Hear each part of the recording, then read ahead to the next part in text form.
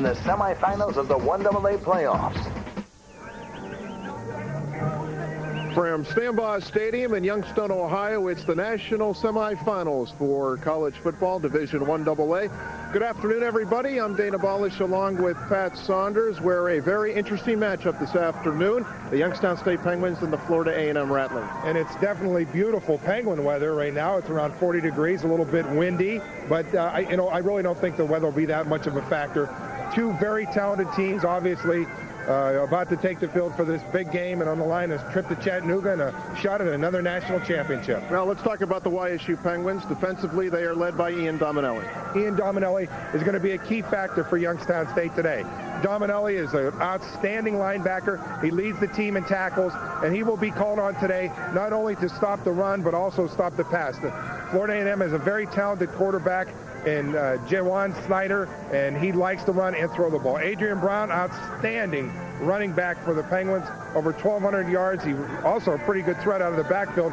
Total yards over 1,300 yards. And also for Youngstown State, they've got a pretty good wide receiver, Elliot Giles. He's had a great year, made some fantastic catches for the Penguins, not just during the playoffs, but during the regular season also. So he's very instrumental in Youngstown State getting to this point. Well, let's talk about the Florida A&M Rattlers. Obviously, they are led by their quarterback, Jawan Snyder, who's thrown for over 2,500 yards. And he is a big threat, not just to throw the football, but to run the football. He likes to tuck the ball in and throw and run it or throw it. 27 touchdown passes as long as it's 77 yards. One of his main targets throughout the season has been Kanan Lamb, a very good wide receiver. Lots of speed for the receivers for Florida A&M. Number 81, he's got 15 touchdowns as long as it's 88 yards. And when it comes time to play defense, the A&M Rattlers call on a former Youngstown Penguins, Jerron Daly. He played here at Youngstown State for the national championship team in '97, and he will be instrumental, and he has been throughout the week, helping direct the Florida A&M Rattlers game plan and maybe getting them to know the Penguin personnel a little better. So that's the story from down on the field. We'll be back with this afternoon's opening kickoff after this timeout. The Supercut? It's the Just Make Me Look 21. Campus of Youngstown State University. Ohio temperatures and the Florida sunshine. Plenty of sunshine here. Temperature around 40 degrees in what should be a very interesting matchup. Of course, the winner goes on to the NCAA Division 1AA National Championship game next weekend in Chattanooga, Tennessee. I think more of an impact than the temperature or the sun could be the wind on the passing game of the Florida A&M Rattlers. Two very good football teams here again today. Joining us this afternoon will be Jim Campbell down on the sideline. Jim, what do you know? Well, first of all, the temperature isn't that bad. If you're in the sun, it's about 36 degrees. The wind, as always, for visiting teams here is critical because it swirls. At the scoreboard end, those banners, those streamers at the top of the goalpost are blowing over towards the east side stands. They're quiet at the north end. That could be a factor. Another big factor today, turnovers. Florida A&M tends to turn it over 3 or 4 times a game. Coach Billy Joe says that's a real concern for him. And, of course, the Penguins, plus 58 in turnover margin in their playoff history. Keep an eye on that today. If these teams continue their general history, advantage Youngstown State. Thanks very much, Jim Campbell. We invite you to pull up on this great Saturday afternoon in Youngstown, Ohio, as we get set for the National Division 1AA National Semifinals here from Stambaugh Stadium. A crowd of around 17 to perhaps 18,000. Demetrius Bendros back to receive the kickoff from Mark Griffith, and we are underway. And Bendros will take the football 5 yards deep in his own end zone, and he will put a knee down. And it appeared that maybe perhaps Bendros put his knee down on the goal line, but the officials will mark the ball at the 20-yard line. It looked like his foot was standing on the goal line when he come out. Bendros is a talented wide receiver who's contributed big time during this playoff run for the Florida A&M Rattlers, and they come out and they get right at it. No huddle offense. We'll see a lot of that today from the Florida A&M Rattlers. Spread the field, 4 or 5 receivers. Just a great passing game on behalf of head coach Billy Joe. Well, their quarterback, again, is Jawan Snyder, the 6'2 senior. He is in the shotgun formation. Takes a couple steps back, throws it on the right side, and the pass is caught by Bendros, who is driven out of bounds at the 27-yard line. And a very important statistic today for Youngstown State is the Kawanza Swan comes up with the tackle is the yards after the catch. The Penguins have got to make the tackle. Don't turn a 7- and 8-yard pass into a 20, 25, 30-yard gain. Just a simple quick out there to Bendros. Bendros very fast, and as I mentioned, he's had a great playoff run during the run here for the Rattlers. He's been a big contributor with 3 touchdowns and over 200 yards receiving. Again, the shotgun formation. Sider throws it again on the right side, and the pass is caught out of bounds. The intended receiver on the far side for the A&M Rattlers was Kanan Lamb. They spread the field, and they just want to throw it around. And again, a no-huddle offense. This does 2 things. It keeps their personnel on the field, and they attack very quickly, and it doesn't give Youngstown State an opportunity to get their personnel on the field and get their matchup. And already this is a crucial 3rd down situation. 3rd down and 3 from the 27-yard line. He likes to run, Sider does. Sider throws it, and the pass is caught by Jackway Nunley, who has the 1st down across the 35 out to the 37-yard line. A check on that. That was Demetrius Bendros.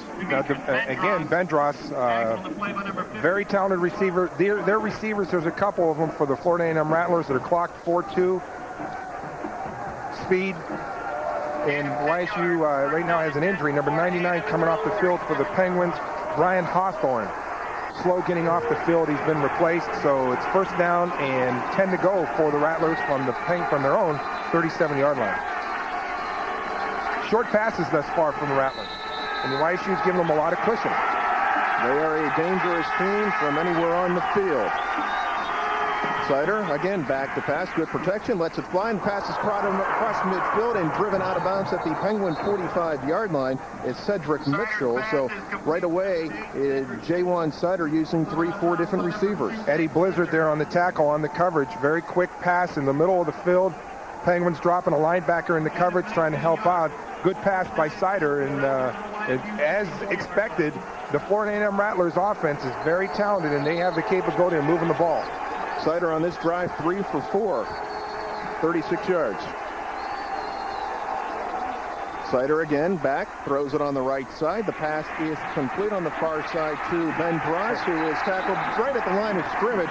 Coming up defensively for the Penguins, Kawanza Swan. Great job by Kawanza Swan getting out on the perimeter and making the tackle. Just before the snap, you see the rotation in the defensive backfield as Dwight Smiley rotates. A quick out, but Kawanza Swan out there on the coverage. Also there on the coverage for the Penguins, number 18, LeVar Green. So they keep that to a no gain, maybe a 1-yard gain. Brings up a 2nd down and 10 for the Rattlers. Ball resting at the Penguin 44-yard line. J1 Sider again, back to pass, throws it on the right flat. The pass is caught at the 31-yard line and falling out of bounds at the 30-yard line for the Rattlers. Cedric Mitchell. Very effective passing game, looking sharp right now. 5 of 6 thus far for J1 Sider, the quarterback. 101 on 3rd down conversions. Again, the no-huddle offense for the Rattlers. They come to town with a 10-3 record. YSU 11-2. The Penguins 5-0 in semifinal games, 3-0 at home. They have outscored the opposition 117-30. And the Rattlers are unbeaten in the playoffs in their white uniforms. They are 4-0. Change in coverage in the secondary for the Penguins. Sider likes to throw the football, and he likes to run the football. Hand off to Williams, straight up the middle across the 25. The ball will be marked at the 22-yard line, so a good chunk of yardage on 1st down. Kawanza Swan again on the tackle for the Penguins. And that's what they do. The offense, they spread you out. They get you thinking pass, pass, pass, and then they tuck the ball in there to Williams, and that makes him that much more effective. And J1 Sider will run the ball also. So again, the no-huddle offense. Ken Williams, the leading rusher for the Rattlers, coming into this afternoon's game, averaging 62 yards a game rushing the football. 50 yards of passing thus far for the Rattlers. Again, the 4 wideout set.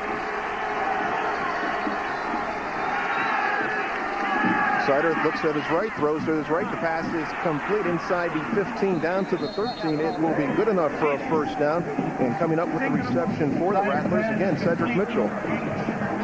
Cedric Mitchell having a nice start to his afternoon. Eddie Blizzard there on the tackle. And the Penguins back up against the goal line. Very impressive drive by Florida A&M to start this game. They started on their own 20. Ball is marked at the Penguin 13-yard line. 1st and 10 for the Rattlers. Mitchell's 41 yards receiving on this first drive. Sider again back in the pocket, throws it on the right side, and coming down with a great catch at the 8-yard line for Florida A&M again is Kelsey Lordius. J1 Sider spreading that ball around. Throwing it all over the place, different receivers. Just a quick out, very simple out. Penguins like to play zone in the secondary. Very simple out, very effective out thus far because they look very sharp on their first drive. This is the 9th play of their drive. 2nd down and 4 from the 7. Sider again, the 2-step drop, now throws it, and the pass is caught. A great catch on the far side, and coming up with the reception, I believe, again, was Kane and Lamb. Ball will be marked at the 5-yard line, so a short pickup of 2. This brings up a 3rd down and 1 from the Penguin 5-yard line. Dwight Smiley on the tackle. As you mentioned, Dana, this is an outstanding catch. One-handed catch, stops it and brings it down. And the Penguins there, 3rd down. They are 1 of 1 on 3rd down conversions. Change of personnel right now for Florida A&M as they bring in their big backfield and their big running backs. And for the first time today, we see Sider under center. Very tight formation for the Rattlers. Ball goes to Williams. Williams is hit at the 5, surges forward. He's going to be very close to a 1st down. He had to get just across the 4-yard line. This is going to depend on the spot. So Florida A&M for the first time running the football, and the officials will bring the chains out. Very impressive on this first drive for the Rattlers.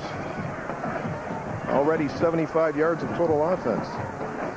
Sider on this drive, 8 of 9 for 67 yards. He will be shy of the 1st down by inches, so now decision time for Billy Joe, the head coach of the Rattlers. Billy Joe will go for this.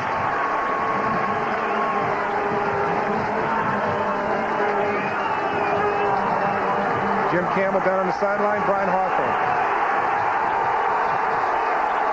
We'll get to Jim in a minute after this play. 4th down for the Rattlers inside the Penguin 5 and inches to go.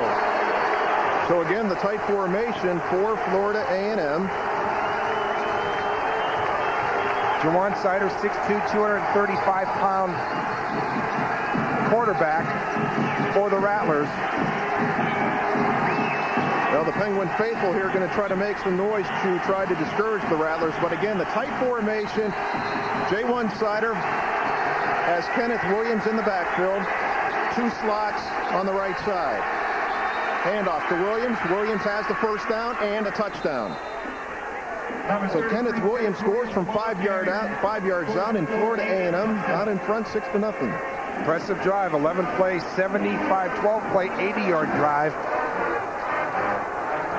2 running plays, and the rest of them are passes. Marching right down the field. J1 Sider hands the ball off to Williams, and he gets in for the touchdown. And just like that, Florida A&M, we've been telling you all week how good this offense is, and they came out and showed everyone here at Stambaugh how good they are. Jeremy Edwards to attempt the extra point. Ball is down. The kick is up, and the kick is good. 11:33 left to go in the first quarter. Our score, Florida A&M 7, YSU nothing.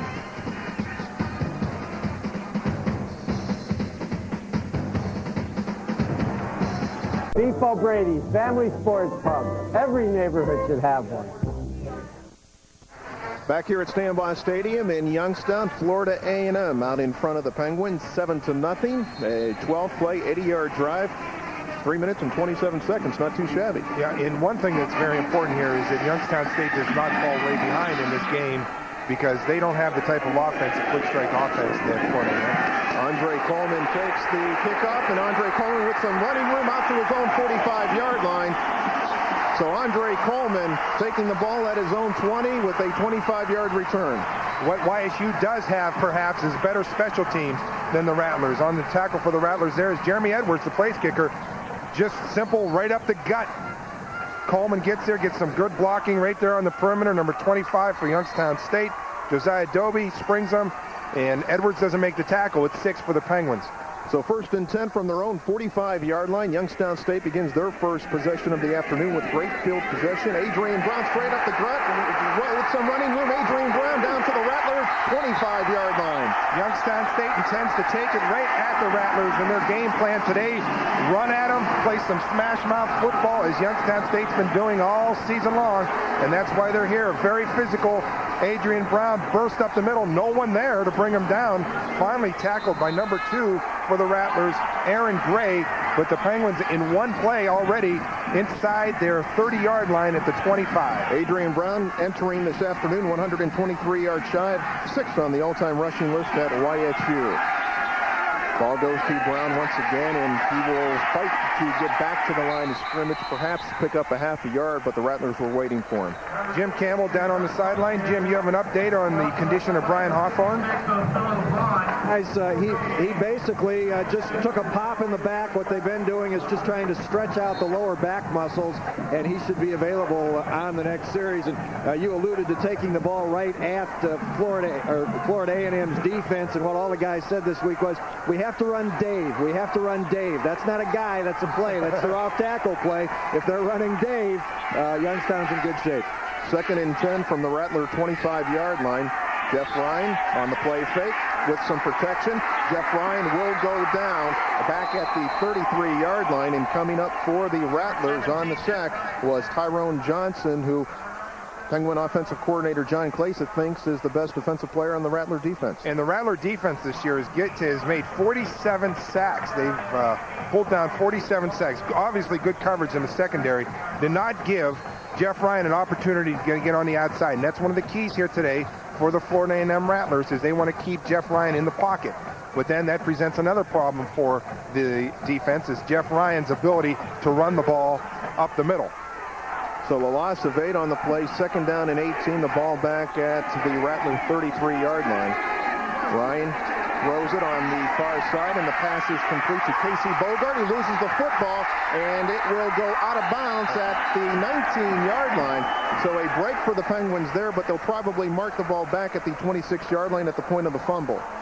Number 3 for the Rattlers coming up, making a big hit, Darnell Vickers. You see the ball just squirt loose from Bogart.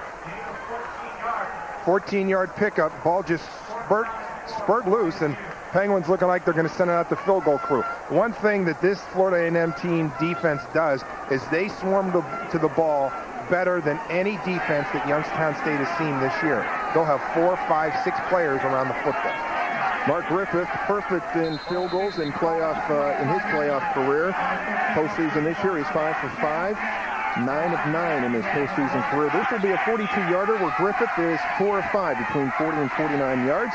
Anthony Razzo, the holder. The ball is up, and it is good. So 12 seconds left to go in the first quarter. The Penguins get on the board in their first possession. Our score, Florida A&M 7, YSU 3. Reaching outside of yourself to make a child smile. In Youngstown, Ohio, 7-3, Florida A&M out in front. Mark Griffith connecting on a 42-yard field goal. Youngstown State answering that, although it was just a field goal. Youngstown State answering the scoring drive for the Rattlers with one of their own. So they need to do that when you're going up against a powerful offense. Demetrius Bendros at his own 5-yard line. Bendros across the 15, across the 20, and it's hit right there at the 20. We do have a flag on the play. Right in the middle of the field, obvious clip, and that's what the Youngstown State fans were yelling about. The group here officiating the game, the referee is Jim Jackson out of Tennessee. Umpires Jim Allison. Linesman is Johnny Crawford. The line judge is Knox Tate. The field judge, Gerald Trexler. The side judge is John Lane. The back judge is Randy Jackson. From the Southern Conference, had an opportunity to spend some time with the men last night, and they're very nice group of men. They're excited to be here to work this game. And they understand what a privilege it is. Florida A&M will begin at their own 10-yard line. Nice tackle on the special teams. It would have been a well-done job by the Penguins special team, even without the penalty. But now the Rattlers start in their own 10. Now, on the last possession, the Penguins did not blitz at all, trying to just get the people in the coverage, drop 8 back, maybe have 3 rush the quarterback, and didn't get any pressure on them either. We'll see if they change anything up here. 1st and 10 from their own 10. Sider looking. Sider now throwing, and the ball is underthrown. The intended receiver was Nunley. Florida A&M coming into this game again with a 10-3 record, 7-1 in the MEAC. They knocked off Appalachian State and Troy State, both those on the road to get here. YSU, of course, knocking off Montana, and then North Carolina A&T last weekend here at Standby Stadium. Pass just a little bit underthrown for the Rattlers. Again, the shotgun formation. Sider throws it on the near side. This one is caught by Bendross. Bendross hit at the 15, surges forward to the 16-yard line, so a pickup of 6 on the play. Bendross on the tackle for the Penguins. Tim Johnson. Just a little underneath pass. Just a little underneath pass for the Rattlers. Turned into a 7-yard gain. Brings up a 3rd and 4 for the Rattlers from their own 17. Crowd coming alive here at Standby Stadium. Sider is a threat to run the football. Sider throws it, and the pass is dropped on the far side. And the receiver probably wouldn't have had the first down at all. Bendross was the intended receiver, so the Penguins defense holds. And we do have one of the Penguins getting up slowly. Brian Hawthorne again. But Kwanzaa Swan was there on the outside, doing a great job getting on the outside. LeVar Green there. And you're right, Dana. I think he would have wrapped him up, and he would have been denied the opportunity to get the first down. So a big defensive stand for the Penguins, a 3-and-out stand. And if any type of return or just a fair catch, the Penguins should end up in pretty good field position right around the 50. Matt Carlton will punt the football away. Anthony Barone standing at his own 47-yard line. Looking directly into the sun. And if there is a wind, he's kicking into it. Carlton exactly is going to kick into it. Penguins have 8 players coming after this one. Flag is down, and Carlton with a great endo or spiral kick. It hits at the 45-yard line, and it will be downed at the Penguin 37-yard line. But again, a flag on the play at the line of scrimmage. Could be a big penalty if it goes against Youngstown State. I have to wait and see, but it may have been illegal formation against the... Got to make him kick it again. Jim Press is saying that. Absolutely. The winner of this game will face the winner of the Illinois State's Georgia Southern game.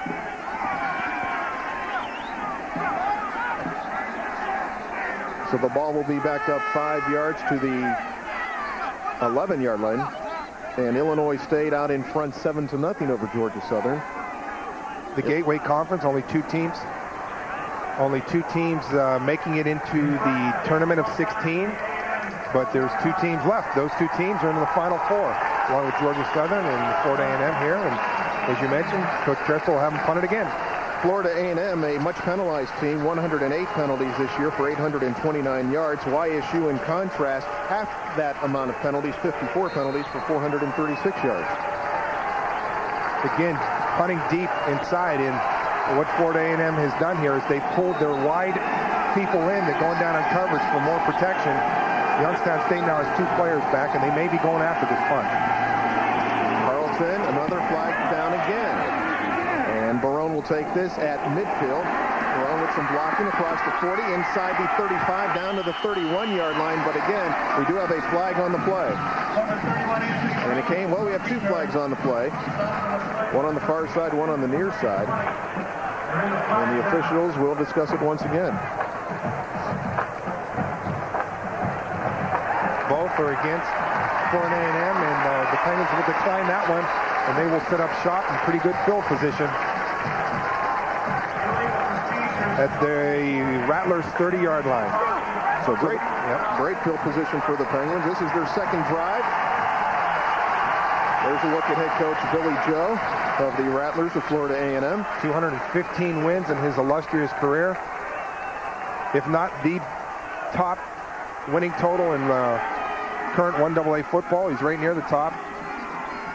Outstanding coach. Of course, former coach for the Rattlers is Hubbard native, Hubbard, Ohio native, Rudy Hubbard. Rudy Hubbard leading the Rattlers to their only national championship back in 1978. Jeff Ryan, the handoff to Adrian Brown, and Brown is stood up at the 29-yard line. And for the Rattlers on the tackle, again, was Tyrone Johnson, along with Fields, number 35, Grover Fields, who, again, John Klasick, the offensive coordinator of YSU, considers their best secondary player. Something important here is that this Penguin offense stays on the field just for a little bit. I know the defense was only on 3 and out, but they need to have the ability to maybe get a little blow. And the Penguins coming out with their version of the spread offense.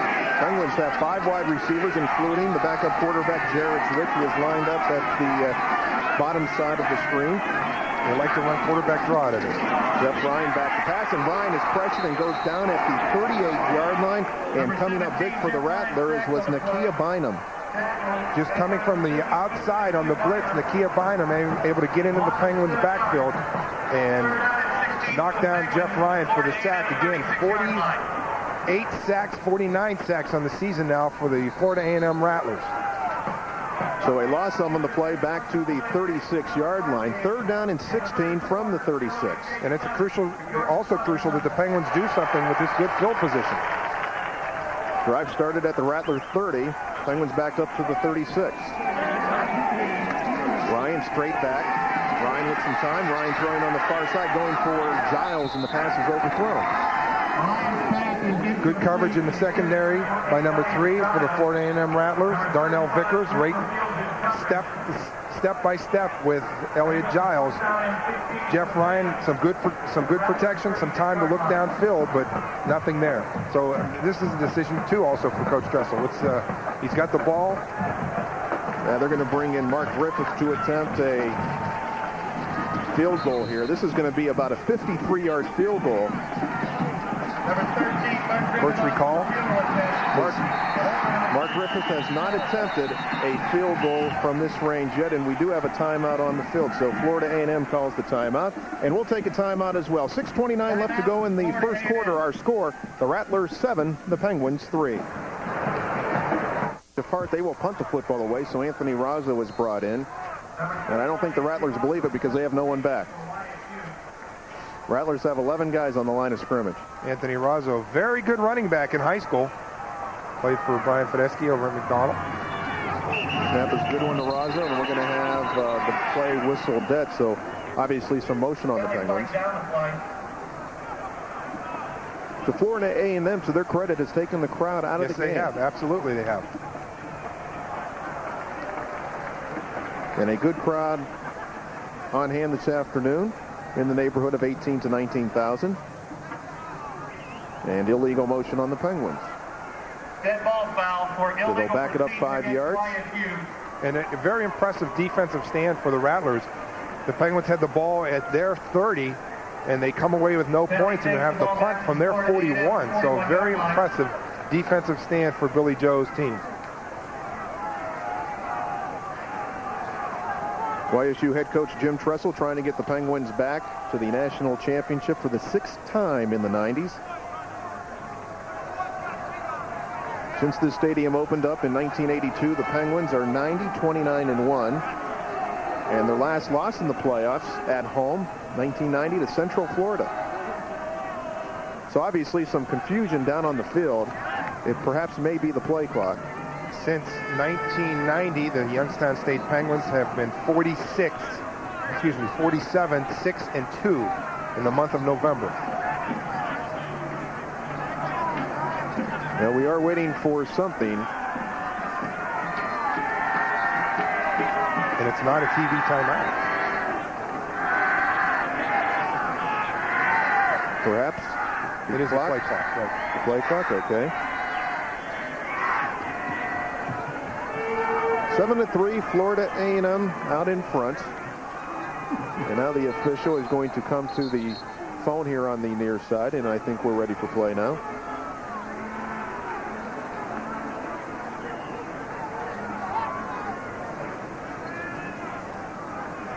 Back deep for the Rattlers is Kanan Lamb.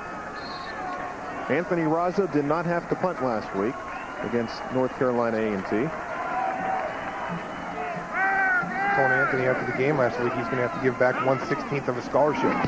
Raza with a high spiral kick, and this will hit at the 5 and bounce into the end zone. So the Rattlers will begin 1st and 10 from their own 20. So Florida A&M, their third drive beginning at the 20, the 10, and now back to the 20. And their first drive, very impressive as they went down the field and scored their only touchdown. Williams getting in from 8 yards out.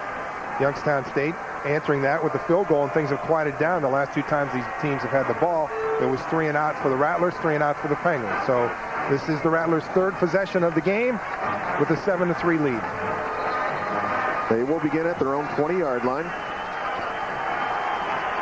J1 Sider, the quarterback for the Rattlers, has thrown 12 passes, 9 of 12, and the handoff goes straight up the middle to Kenneth Williams, who is out to the 24-yard line. You're a defensive lineman up there for Youngstown State, and you're thinking you want to tee off, get into the backfield, and put some heat on the quarterback, and then they hand the ball off to Williams, and he just scoots past you for a short gain, making the tackle for the Penguins, Todd Blackwell, from his defensive tackle spot. 2nd down and 6 from the 24. Shotgun. 4 wideouts for the Rattlers. Sider, good protection. Penguins only rushing 3. Sider now will run the football, sit at the 25, and will go down right there after a short pickup of a yard on the play. Coming up for the Penguins on the tackle was Todd Blackwell. Nice coverage by the Penguins in the secondary. Sider had some time to look, and it was also good pressure by the 3 down linemen up front. Getting some decent pressure on Sider, which brings up a 3rd down and 6, 3rd down and 5 for Sider, and there to make the tackle. He's a big-time threat to run. J1 Sider is. He's a very talented quarterback. Sider back to pass. The Penguins are coming. Flag is down. The pass is caught and then dropped by Demetrius Bendros. But again, we do have a flag on the play. A couple of flags. Both sides of the ball. In something like this, you would think it's going to be... The Penguins were coming. They were rushing 5 that time. And the pass was dropped. And it's a situation. It's against Youngstown State. And that should be good enough for a 1st down. Offside Penguins, and maybe that's just a product of the blitz. Something Bendros throughout the year. Bendros was the starter at the beginning of the year, and then he was put on the sideline for his inability to catch the ball, and then when he was catching the ball, he was fumbling it. And in the playoffs, he has really come on strong. Had a great playoff run. And that last pass there, as you saw, Bendros drop it. But the Penguins offside on that play, and that gives the Rattlers the 1st down. They were going to be forced to punt, so that's a crucial penalty for Youngstown State. They'll circle that play. 1st and 10 from the 30-yard line. There's the draw. Sider on the quarterback draw across the 35 and tackled at the 37. Dave Vecchione on the tackle, and there was no secret about that one. Sider got the ball and took it upfield. And you better believe that those defensive backs, when they get an opportunity, the Youngstown State defensive backs, when they get an opportunity to take a shot at Sider, they're going to take a shot at him. Because not often during the game, they're going to be able to get in that backfield. So when he's in their area, when he's in their backfield, they're going to take a shot. J1 Sider, the 2nd leading rusher for the Rattlers, averaging 53 yards a game. Last week, the Rattlers used 2 quarterbacks. Sider again back, throws it, caught by Bendros, who was stuck at the 38-yard line and driven back to the 31, but they're going to mark the ball at the 38 after a very short pickup. And YSU read that one. Again, Kawanza Swan on the tackle along with LeVar Green. Right there, right on the scene. A quick out. By the time Bendros turns around, he's got somebody in his face. He's got 3, 4, 5 Penguins there making the tackle, and that's crucial. Is to stop this offense is the yards after the catch. 3rd and 1 for the Rattlers. Ball at their own 39-yard line, so another critical 3rd down play for Florida A&M. They also like to run the wraparound draw. This crowd getting into it looks like they're having a problem communicating. Sider looking over the Penguin defense. Sider on the quarterback draw has the 1st down and more. Sider still on his feet into Penguin territory and finally taken down at the Penguin 35-yard line on a simple quarterback keeper. J1 Sider picks up some big real estate. Very impressive. J1 Sider getting into that backfield, and that's one of the things Youngstown State was aware of. He's a tough guy to bring down. Great move there. It breaks loose, and then finally he's tackled by number 3 for the Penguins, Bruce Hightower, but a big gain, and they're at it again inside Penguin territory at the 35. Clock down to 3:41 here in the first quarter. 7-3 the Rattlers, and they're moving the football again.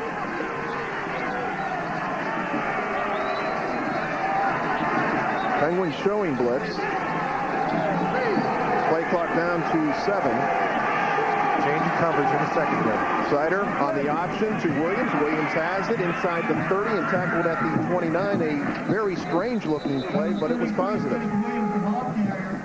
So Kenneth Williams picks up 6. Boy, this is an impressive offense. They come at you from all kinds of ways. Option, passing the ball down the field. Williams, the wraparound, the quarterback draw. They've got plenty of weapons. Ball at the Penguin 29, 2nd down and 4.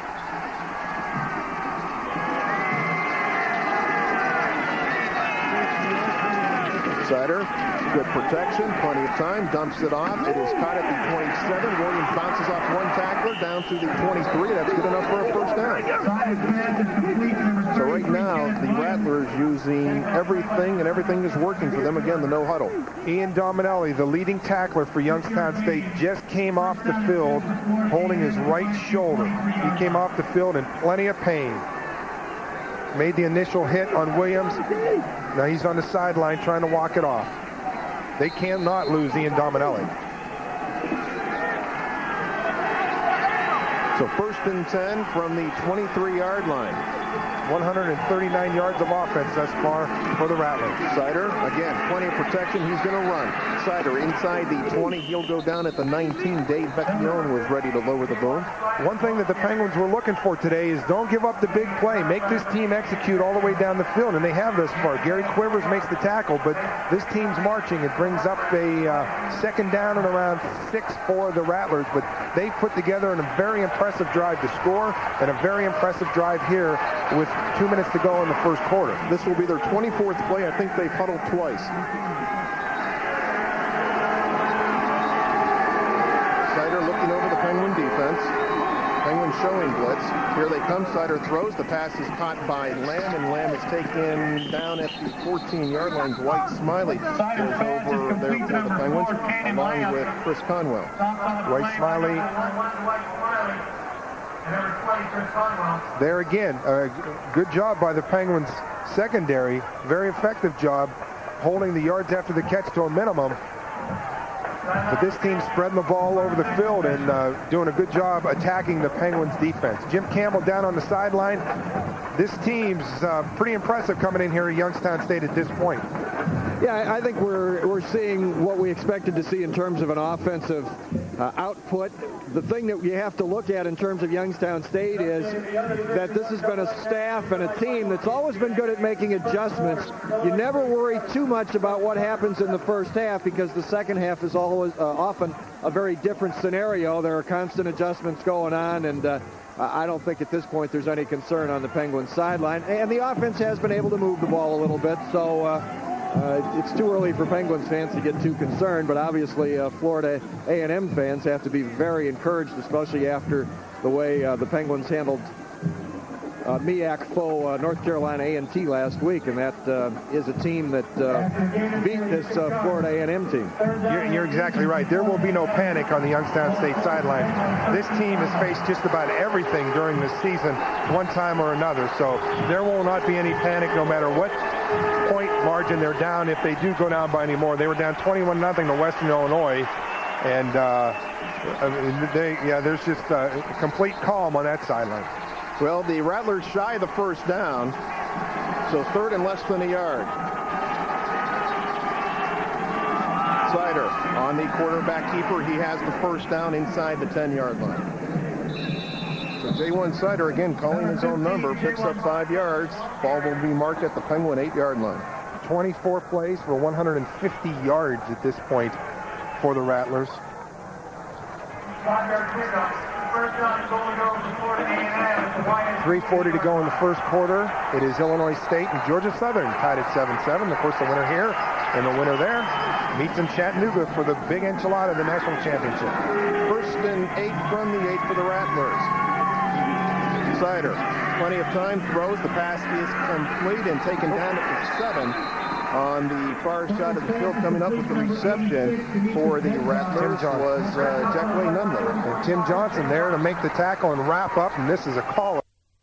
Johnson coming out of there and makes a big hit and brings them down, and that's something that the Youngstown State defensive coaches are looking for, is whacking these receivers and maybe paying off. Maybe they're getting a little shy later in the game, but they want to punish them when they do catch the ball. 2nd and 7 from the 7, a pickup of 1. Sider calls his own number. Sider with some running room inside the 5 down to the 4-yard line. There defensively for the Penguins was Brian Hawthorne along with Frank Cato. Youngstown State thus far facing one of the top quarterbacks that they have seen this year, J1 Sider. How's that? 13 of 16, 89 yards in the first quarter. Very impressive drive for the Rattlers and for the J1 Sider, the quarterback. So the first quarter has come to an end. Our score, Florida A&M 7, YSU 3. Come on and watch some of the top high school teams in the nation at the 10th Annual Crown Classic. We begin the second quarter, and the Rattlers knocking on the door. 3rd down and 4 from the Penguin 4-yard line. Crucial play here for both teams.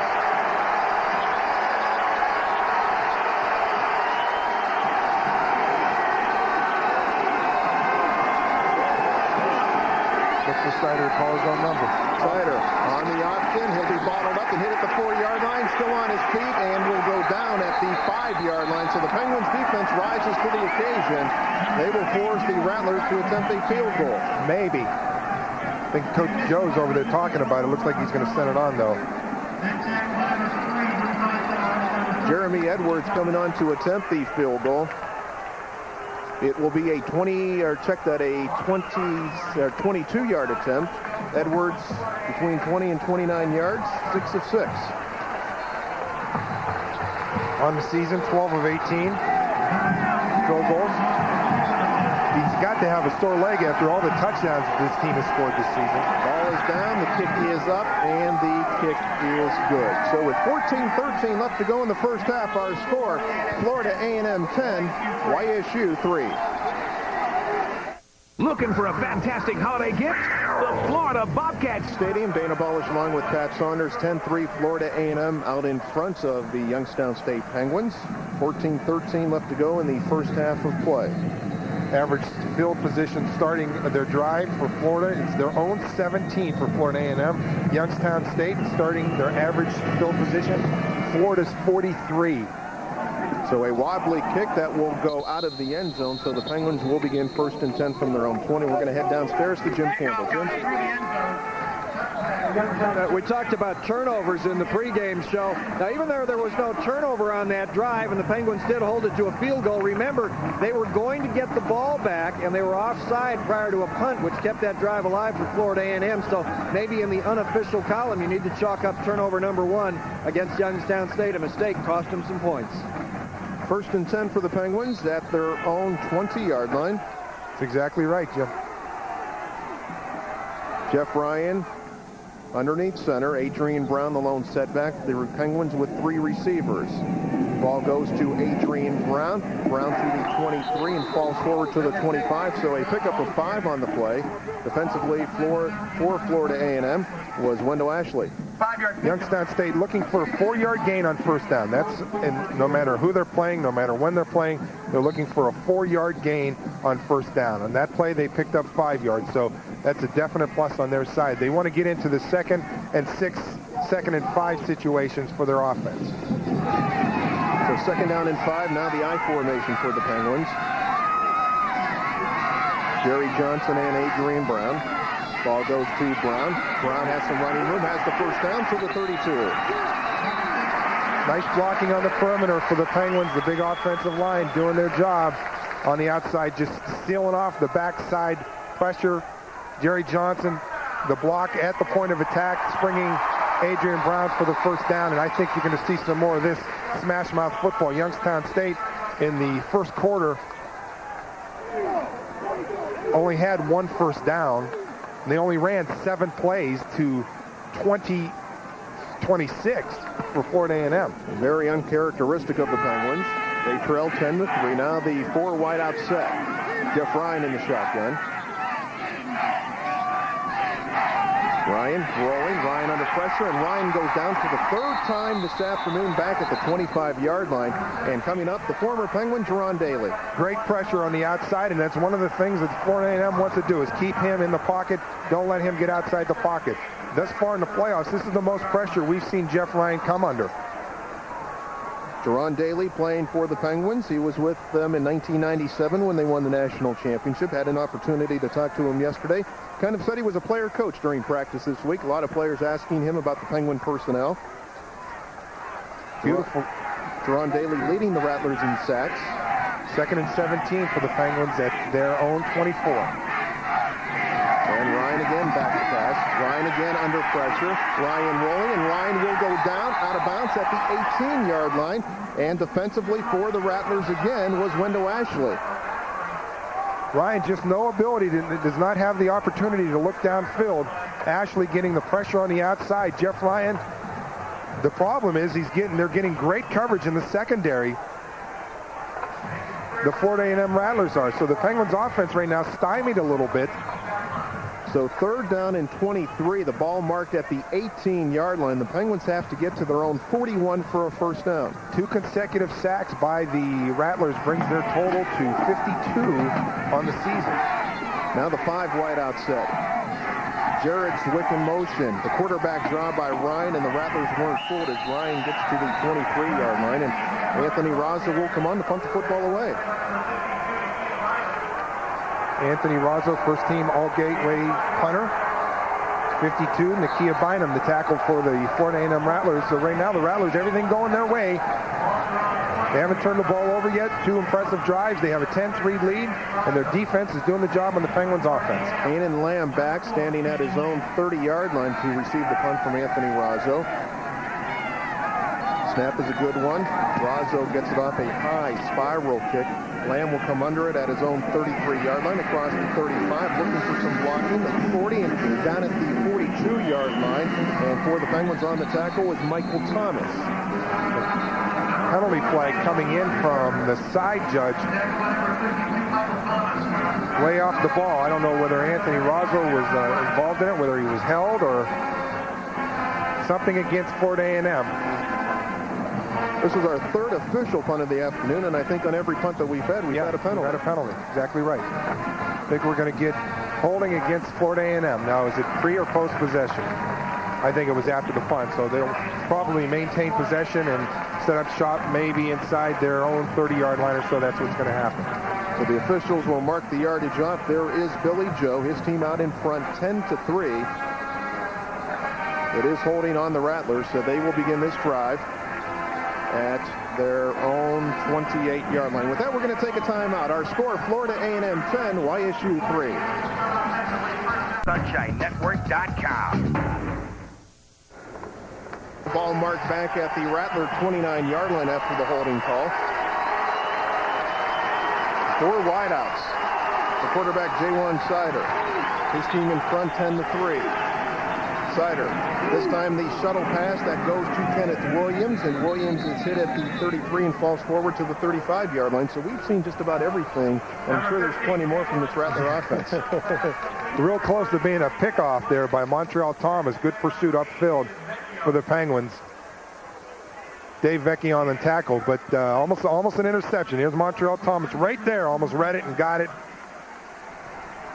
Pick up a 2nd and 4. Pickup of 6 on the play. The ball at the 35-yard line.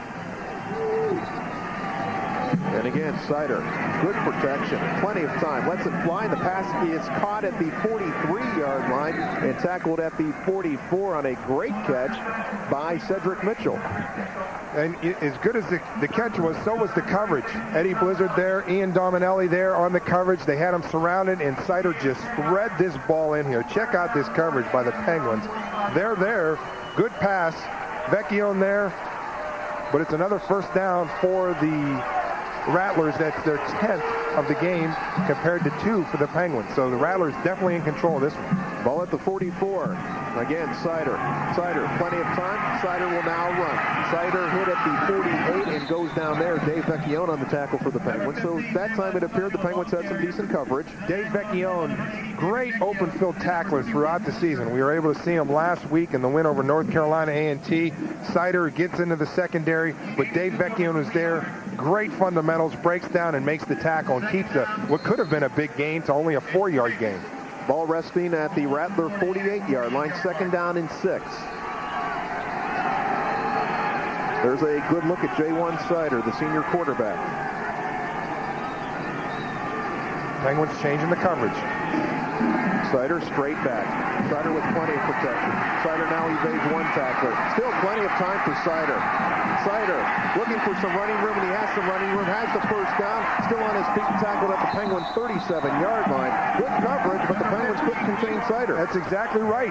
Just a great job of Sider looking downfield, but the job done by the Penguins secondary doing their coverage down the field, finally making the tackle, Eddie Blizzard and Ian Dominelli. But Sider is such a threat to run, and he sees the field so well, running, buying some time for himself, and is able to get down inside the 40-yard line. So impressive play by J1 Sider and the offense for the Rattlers. 190 yards of total offense for Florida A&M. Inside handoff to Kenneth Williams. Williams inside the 35, very close to the 30-yard line. So another good chunk of yardage on first down for Florida A&M. Every play is plus yardage for Florida A&M. The Penguins are either, they're almost no plays have been run thus far for loss, maybe no gain, but the Penguins just not getting any, they're not able to stop the Florida A&M offense from moving down the field. Plus yardage on every play. It's been no huddle consistently for Florida A&M. Penguins showing blitz. Handoff to Williams, and he is tripped up at the 29-yard line by Frank Cato, but will still have enough yardage, should have enough yardage for the first down. Very impressive. Pat Crummy on the tackle. You know, which as much as Sider ran around that last play, he probably just wants to take a little break. I may have spoken prematurely. The officials will bring out the change to measure, but it does appear that Sider or Williams did pick up the first down, but again, it depends on the spot. Ball is at the 28-yard line. The chains do come out, and you will see that Williams did pick up the first down. 33 offensive plays for the Florida A&M Rattlers to 12 for Youngstown State. Average yards per play, 6 yards per play average for the Florida A&M Rattlers, a little over 2 for the Penguins. So 1st and 10 from the Penguin 28-yard line. Clock down to 8:37. The Rattlers in front 10-3, and they're looking for more.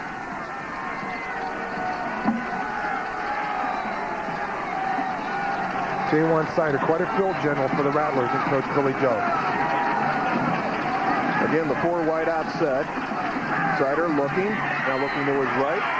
Now the pocket closes, and Sider will run. Sider across the 25, still on his feet inside the 20, and taken out of bounds at the 18-yard line. Again, very close to another first down. The Penguins getting great coverage again in the secondary, just not able to keep Sider out from keeping him in the backfield and forcing him to throw the ball. Eddie Blizzard there on the tackle, along with Tim Johnson.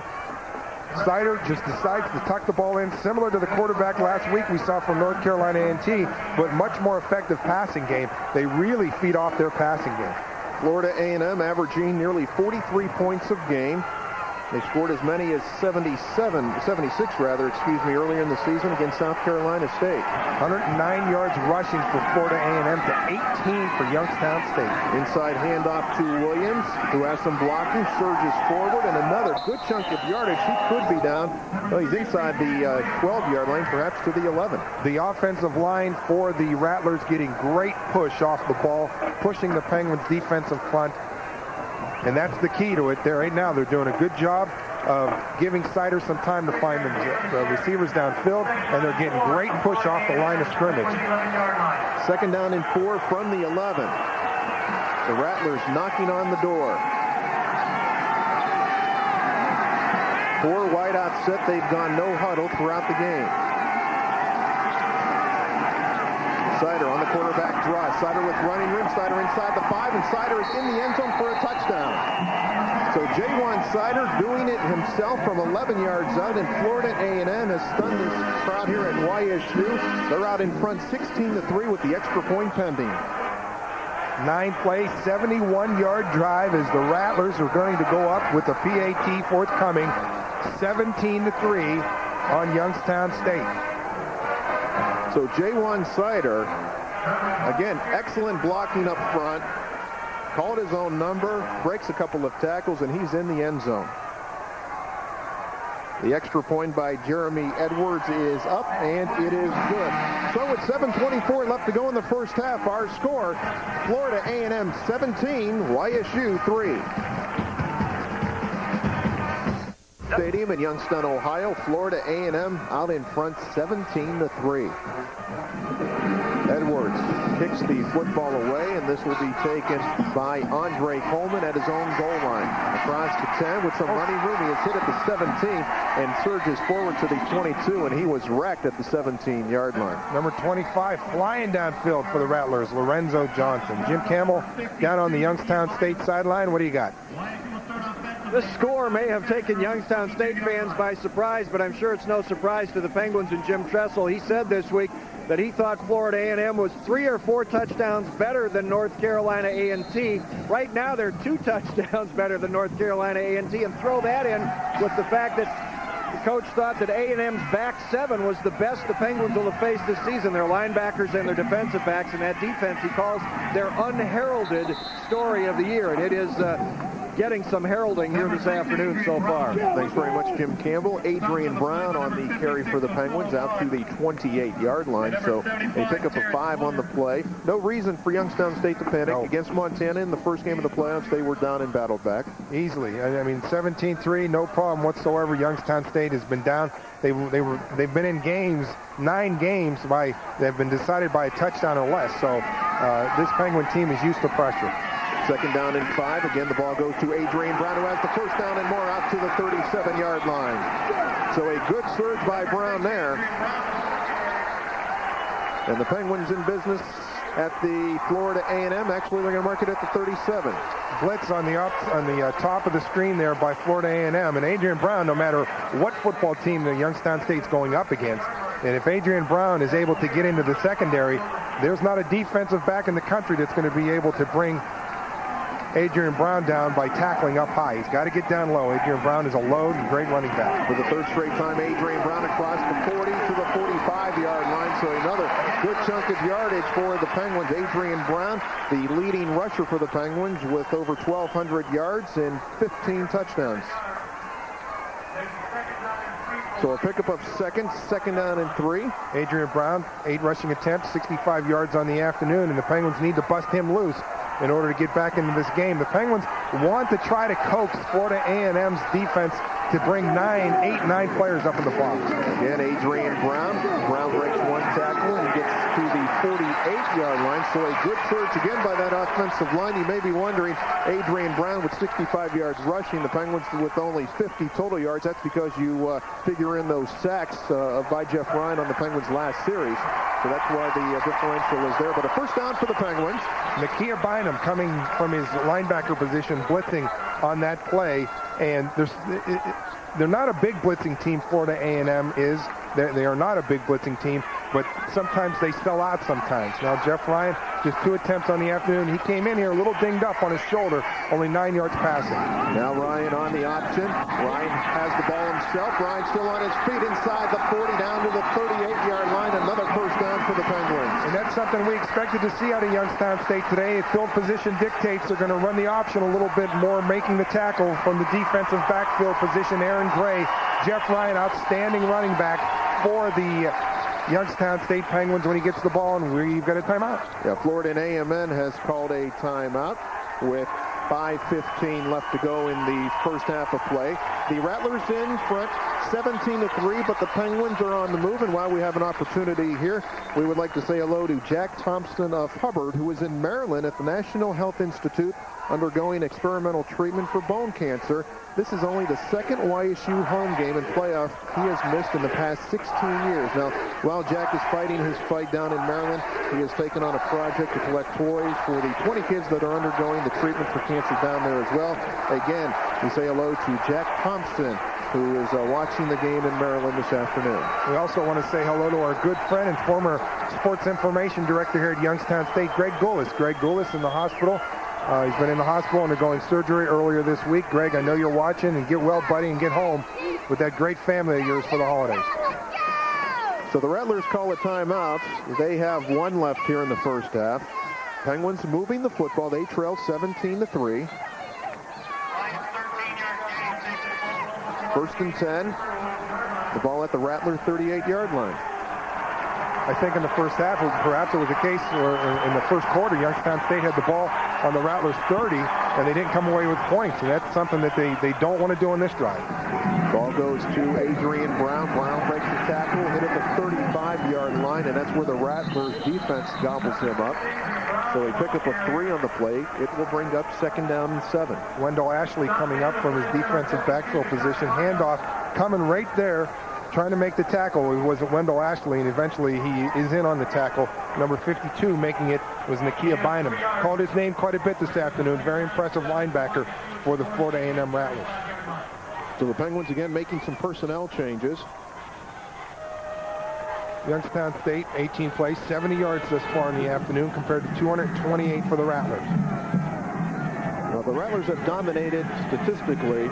They're up by 2 touchdowns on the scoreboard, but the Penguins trying to answer. Adrian Brown with some running room inside the 30, down to the 25, and surges forward to the 24. Another first down for the Penguins. And you're not going to take, when he gets into the secondary, that's going to be a problem for whatever team they're playing. It's Troy Hart coming up from his safety position trying to bring down Adrian Brown. And Adrian Brown, when he gets those shoulders square, watch him just bulldoze.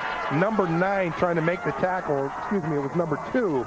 I should say it was Aaron Gray making the tackle. But Adrian Brown, you're not going to make the tackle solo in the secondary against this big load. Well, one thing this drive is doing is getting the crowd back in the game. And it's getting the defense a little bit of a rest. First and 10 from the 24-yard line, and Brown is tripped up in the backfield. And again, for Florida A&M, it is Wendell Ashley. He's come up big several times. And they're shooting the linebackers a little bit, trying to get into that backfield and disrupt things. And you'll see Wendell Ashley coming from the top of the screen right there, getting into the backfield. And they're gambling a little bit. And if it works, it's great. But sometimes you get burned when you gamble a little bit. And they are known. They will blitz inside the red zone here on 1st and 2nd down. So look for some more of that. Brings up a 2nd and 11 for the Penguins. They got to come away with points here. And field goals aren't going to get it. 25-yard line, very tight formation. Elliott Giles, the lone, a wide out. Ryan back to pass, and Ryan goes down again, back at the 35-yard line. And Florida A&M, they're sending the troops. And again, Wendell Ashley on the tackle. Or check that. That was Vernon Mitchell. Just a blitz from the top of the screen. No one picks him up. He just gets around the corner, and Ryan doesn't have an opportunity to see downfield. And as I mentioned, he's got a little dinged up right shoulder. And very opportunistic defense right now. This is 3rd and long, 3rd and 21 for the Rattlers. Total rushing yards, this is not a Youngstown State type of afternoon. 126 for Florida A&M to 87 for the Penguins. 3rd and 21 from the 35. Shotgun for Ryan. Ryan with some time. Ryan's going to throw, going for Renaud Ray, and Ray comes up with it. Ray inside the 5, Ray in the end zone for a touchdown, and the Penguins are back in it. What a great job of adjusting to the ball by Renaud Ray. Defensive back on the coverage was Darnell Vickers. 3rd and 21 for the Penguins, and Darnell Vickers was just burned by Renaud Ray. Renaud Ray, the big catches throughout the playoffs. Another one this afternoon. Look how patient Jeff Ryan is there, and he just throws it in the area. And Renaud Ray does a great job of adjusting to the football, and the Penguins strike just like that. And that was a huge 3rd down conversion for Youngstown State. Mark Griffith to attempt the extra point. Anthony Razzo will hold. So the Penguins back in it at 17-9 with 2:34 left to go in the half.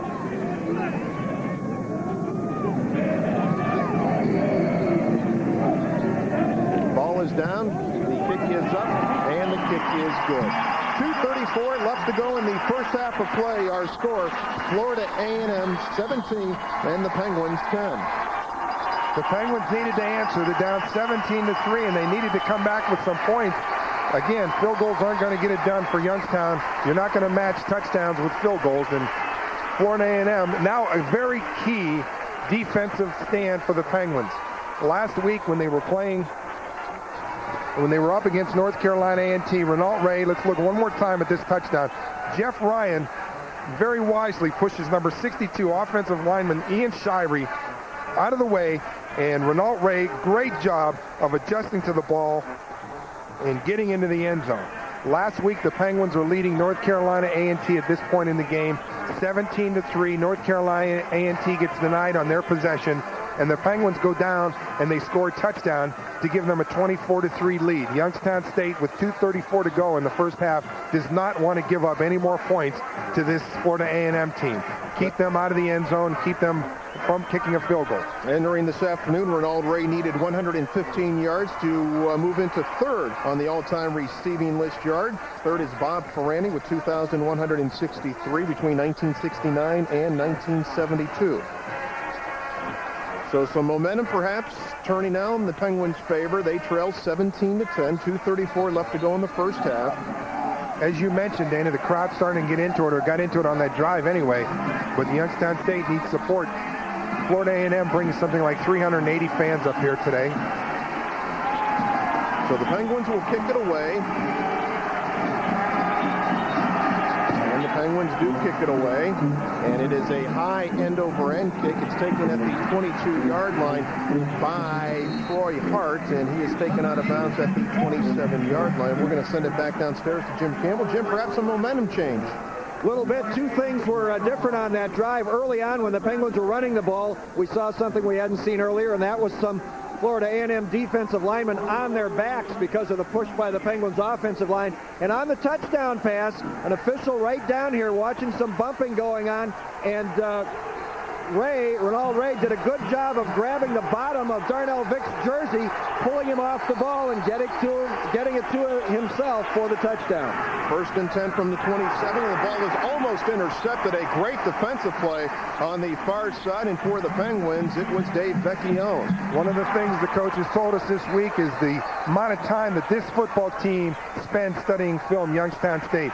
Dave Vecchione broke on that ball immediately as soon as he saw that odd pattern, and as you mentioned, Dan, he almost picked it off. Second down and 10 from the 28. Big Mo with the crowd anyway, making some noise.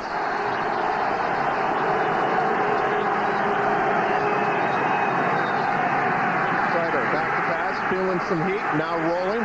Sider will step out of bounds near the line of scrimmage at the 28-yard line. So that time the Penguins, the secondary with the great coverage, and they flush Sider out of the pocket and use the sideline. Matt Meckling doing a good job of keeping Sider, not letting him get outside of him, forcing him to the sideline. Number 72, Matt Meckling, you'll see him force him to the sideline, running with him, not giving him up the outside and forcing him out of bounds. Big play here, 3rd and 10 for the Rattlers. Now the crowd on their feet here at Stambaugh Stadium making some noise. 3rd and 10 from the 27. Sider in the shotgun with plenty of time. Sider throws it. The pass is caught at the 33, but it will not be good enough for a first down. On the receiving end was Jeffrey Nunley, and the Penguins defense comes up big. Big play for the Penguins defense. We talked about it on when they started this drive. They don't want to give up a touchdown. 3 and out for the Rattlers, and the Penguins will get the ball back with around 1:20 to go in the half and 3 timeouts. So Anthony Barone standing back at his own 25-yard line. LeVar Green on the tackle there, not giving up any yards after the reception. The Rattlers will punt the football away, and the Penguins should come up with decent field position.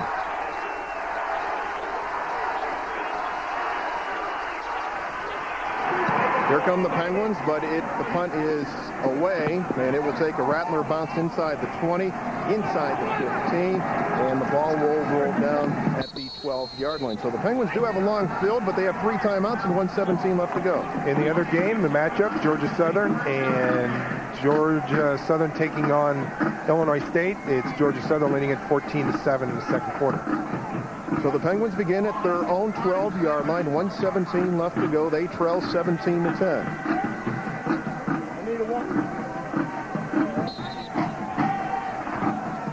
Just an absolutely gorgeous day here in Northeast Ohio. Plenty of sunshine. Temperature around 40 degrees. For Buckeyes, it's a beautiful day. For Rattler fans, it's cold. Adrian Brown gets the football. He is hit at the 14. The good second effort surges forward to the 16-yard line, perhaps the 17. So a good chunk of yardage of 5. Clock continues to run now at 1 minute, and Penguins taking some time now. As you mentioned, as Jim Campbell mentioned earlier, the offensive line for Youngstown State getting a surge. Ian Shirey at center, Steve Rovneck, Pat Crummy, Lavelle Hawks, John Longano, and Casey Bogert getting a surge on that play there. And the one thing, Jim Tressel's not going to take any risk here. It's 17-10. They've got 3 timeouts left, 45 seconds. They're deep inside their own territory, but they get the second half kickoff, so there's no need to get cute here. High formation. Adrian Brown. Brown is stood up at the 17-yard line. And coming up for the Rattlers of Florida A&M was Othello Vaughn. So there's a look at Jim Tressel. He is content to go into the locker room trailing by 7 at 17-10, as that very well could be the final play of the first half. Clock now at 14.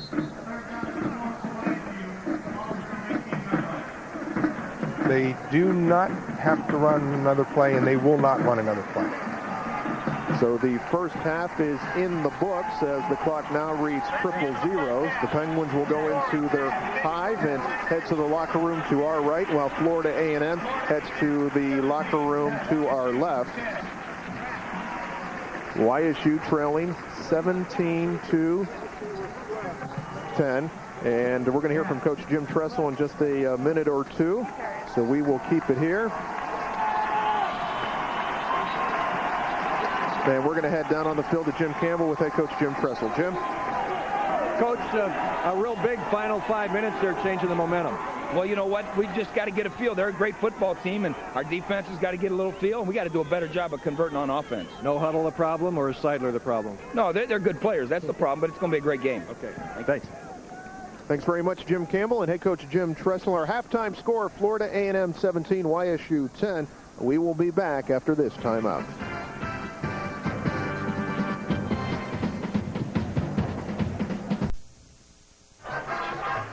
Back here at Stambaugh Stadium in Youngstown, Ohio, our halftime score, Florida A&M 17, the YSU Penguins 10. And I think the most impressive thing for Florida A&M, they have run 40 offensive plays for more than 200 yards of total offense. And it was the type of offense that we knew we were going to see here. Florida A&M, very talented offense, and they're using every bit of talent that they have. Their quarterback, J1 Sider, struggled a little bit last week, but he has not struggled yet today.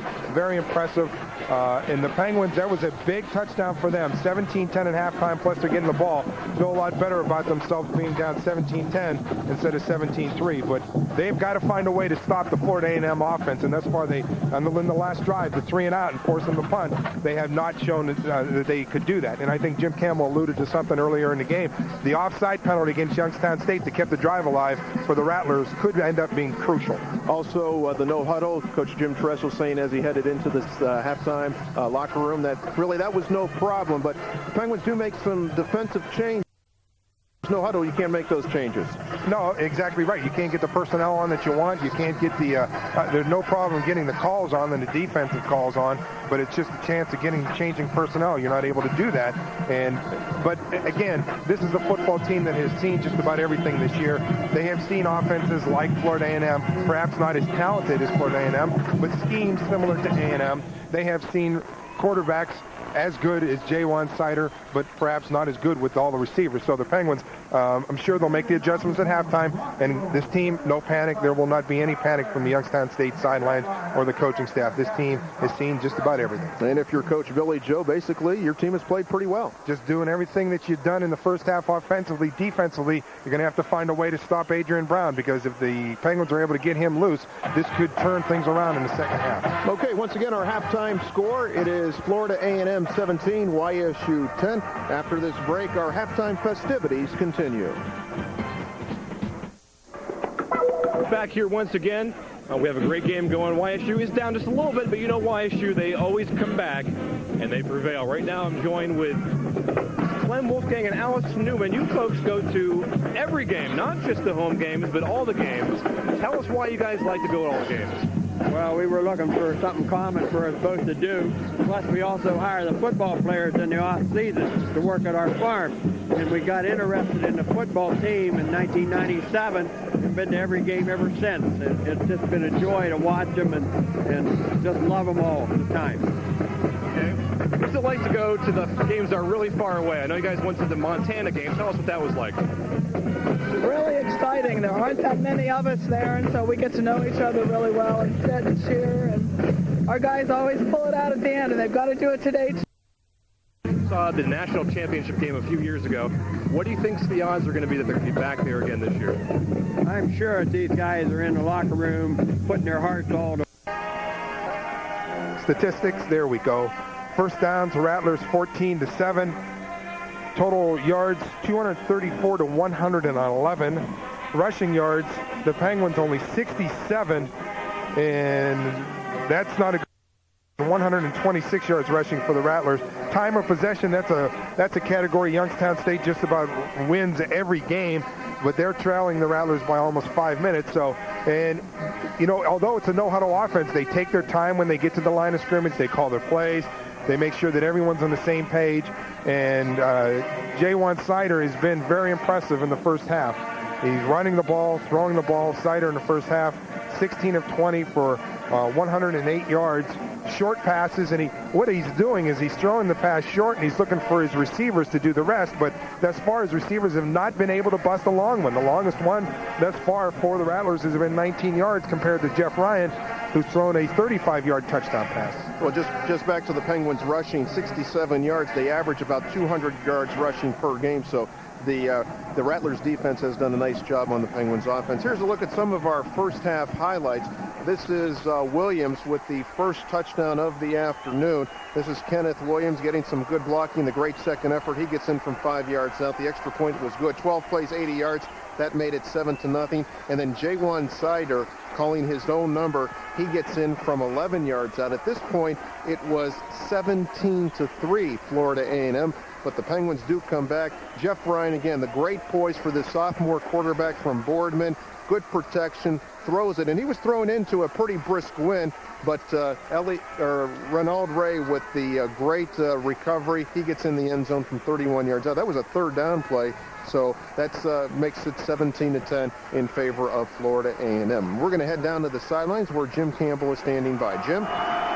There are an awful lot of former Penguins here rooting on their team. This is Terry Chapman, former defensive back with the Penguins. Terry, once a Penguin, always a Penguin. Yeah, always. I'm glad to be here. A beautiful crowd to come support the Penguins and watch them win another national championship. If you were a DB, how would you defense this quarterback? Oh, the quarterback is great. Hey, got to stay tight on your man one-on-one and hopefully get a nice pass rush and make it easy for the defensive back. All right, nice to see you, Terry. Thanks for stopping by. Terry Chapman. We'll have more from YSU coming up, guys. You've got a key to your house. You've got a key to your car. Well, now you've got a key to the pump. Speed Packs from Mobile. It's your personal key to getting in and out of the station. Campus of Youngstown State University in Youngstown, Ohio, 17-10 Florida A&M out in front as we begin the second half. Dana Balish along with Pat Saunders and Jim Campbell. And what should be a very interesting second half. Youngstown's best drive of the day was when they started with their worst field position. Early in the game, their average starting field position was the Florida A&M 43. And the Penguins put together a good drive to end the scoring in the first half. Let's see what they do here. Andre Coleman, 2 yards deep in his own end zone, across the 15, the 20, and is stood up at the 23-yard line. And that's where the Penguins will begin. The Penguins will be going into the wind here at Stambaugh Stadium here in the third quarter. We're going to head downstairs to Jim Campbell. Jim? One thing that is good news, or among the things that could be good news for Youngstown State fans at this point, in semifinal games, national semifinal games, the Penguins are 5-0, 3-0 here at Stambaugh Stadium. Florida A&M has only played in one national semifinal, and that was when the first round was a semifinal, and they went on to win the national championship in 1978. Thanks very much, Jim. 1st and 10 from the 24 for the Penguins. Adrian Brown with 88 yards rushing. The ball goes to him, and he has stood up at the line of scrimmage. And Florida A&M not wasting any time. And Othello Vaughn on the tackle. Othello Vaughn, a big guy for the Rattlers, 5'11", 290. Good penetration by Othello Vaughn and able to wrap up Adrian Brown. Second down and 10. No gain on that play. And again, as I mentioned earlier, the Penguins looking for 4 yards or plus on their first down of every drive. And they didn't get it there, so it's 2nd and 10. Look for Elliot Giles. He's been quiet. Yes, he has. Ryan on the option. The pitch back to Brown. Brown across the 25, hit at the 30, and is going to be very close to a first down. Adrian Brown using that great speed, lowered the shoulder. You know, we talk about the ability of the Youngstown State defensive backs to perhaps punish the wide receivers of Florida A&M and make them pay. Well, Adrian Brown's dishing it out on the other end. Number 35 coming up for the Rattlers. Grover Fields gets rocked by Adrian Brown, and eventually that's got to pay off somewhere down the road. When you keep getting run over by that running back, you're not going to be as eager to come up and make that tackle as you would be earlier in the game when you had your senses. It was good enough for a first down. Now the option to the other way. Jeff Ryan keeps it. Jeff Ryan across the 40 and close to another first down to the 46-yard line. He will have the first down. So the Penguins coming out and running this time. And you see Youngstown State 2 plays to the wide part of the field, running wide. The last option play was wide, option pitch. This play here, option, no pitch, and you're forcing the Florida A&M Rattlers to defend sideline to sideline. And that'll make a difference in the defense when they become more conscious and they're playing a little bit more toward the sideline and not bunching up things up toward the middle when they're going to be able to stop the Dave, as Jim Campbell mentioned, the dive play. So 1st and 10 from the 46-yard line. Hand off to the second man through for the Penguins. That is Imi Akpan, who had a good game last week against North Carolina A&T. Picks up 3 yards to the 49. And the Penguins coaching staff looking for a decent day today out of Imi Akpan. This is a game that he could step up and he could be a major factor and a major contributor. That play there tackled Terrence Wood, a defensive lineman, 6'2", 295-pound senior out of Orlando, Florida. How talented is the state of Florida when it comes to supplying colleges with football players? Well, you know about Florida State, Miami of Florida, and Florida University. 71 of the players on this roster for Florida A&M are from the state of Florida. Well, they have solid high school football. Adrian Brown can't find the running room, but finds some on his own, crosses midfield to the Rattler 48-yard line. So, I mean, the state of Florida definitely sent some talent, and they sent some talent Youngstown State's way. Wendell Ashley on the tackle there. Youngstown State has numerous players. LeVar Green is from Florida. Jerry Johnson is from Hollywood, Florida. From Miami of Florida is Kawanza Swan. So the state of Florida has been good to the Youngstown State football program and good to all the universities that play football in the state of Florida. Actually, they'll mark it back to the 49-yard line. So 3rd down and 5 for the Penguins. Shotgun for Ryan. Here come the Rattlers. Ryan with room. Ryan will go down again for the 5th time this afternoon. Good pressure by the Rattlers from the outside. Things just collapsed around Jeff Ryan. Didn't have an opportunity to look downfield, and the Penguins are sending out the punt team. Number 52 on the tackle there for the Rattlers, Nakia Bynum, and we've been calling his name all afternoon. Good push upfield. Just not letting Jeff Ryan, and as we mentioned it earlier, not letting Jeff Ryan get outside. The defensive ends come up with that push, not letting him get outside the pocket, forcing him to stay in that pocket. So what started out to be a promising drive, the Penguins forced a punt. The Rattlers coming after this one. Anthony Razzo will punt the football away. High snap to Razzo. Razzo runs and then will kick it, and Razzo gets off a great kick. Lamb comes up and dives for it and goes down at the 27-yard line. Did the ball come loose? It did, but Lamb was there to pounce on it. Good job by Anthony Razzo. Saw the pressure coming. Just took a couple steps to his right, and the Penguins almost coming up with a big break. Very impressive start for the Penguins. Anthony Razzo, as you mentioned, the ball comes loose. This is not good judgment here by Lamb. You got to let that ball hit, but the ball hits and just skips right underneath him. So the first drive for the Rattlers, they begin at their own 27-yard line. Just over 11 minutes to go here in the third quarter. 17-10 Florida A&M. See what, if any, adjustments the Penguins made at halftime with the defense. J1 Sider in the shotgun. The handoff straight up the middle to Kenneth Williams, who crosses the 30 and gets to the 33-yard line. So a pickup of 5 on the play. Kawanza Swan on the tackle for the Penguins. So after passing the ball for much of the first half, they decide they're going to start the second half with a run. Again, the no-huddle formation. We've seen this all afternoon by the Rattlers and Coach Billy Joe. Pickup of 6. Second down and 4 from the 33. The quarterback keeper across the 35 and is hit at the 36 and should have enough for the first down. Of course, this game here being broadcast in the Youngstown area, back to Florida, Tallahassee, and on the Sunshine Network, thanks to the NCAA and thanks to head coach Jim Tressel, Youngstown State, lifting the blackout, allowing the people who can't get to the game here in the Youngstown area to stay at home and watch it on their television here on TV 21, and of course going back to Florida. So when you see Jim Tressel, thank him and the NCAA for lifting the blackout so we can bring you this game. First and 10 from the 39. Sider throws it on the near side. The pass is caught by Nunley. Nunley is hit at the 41-yard line. On the tackle defensively for the Penguins again was Kawanza Swan.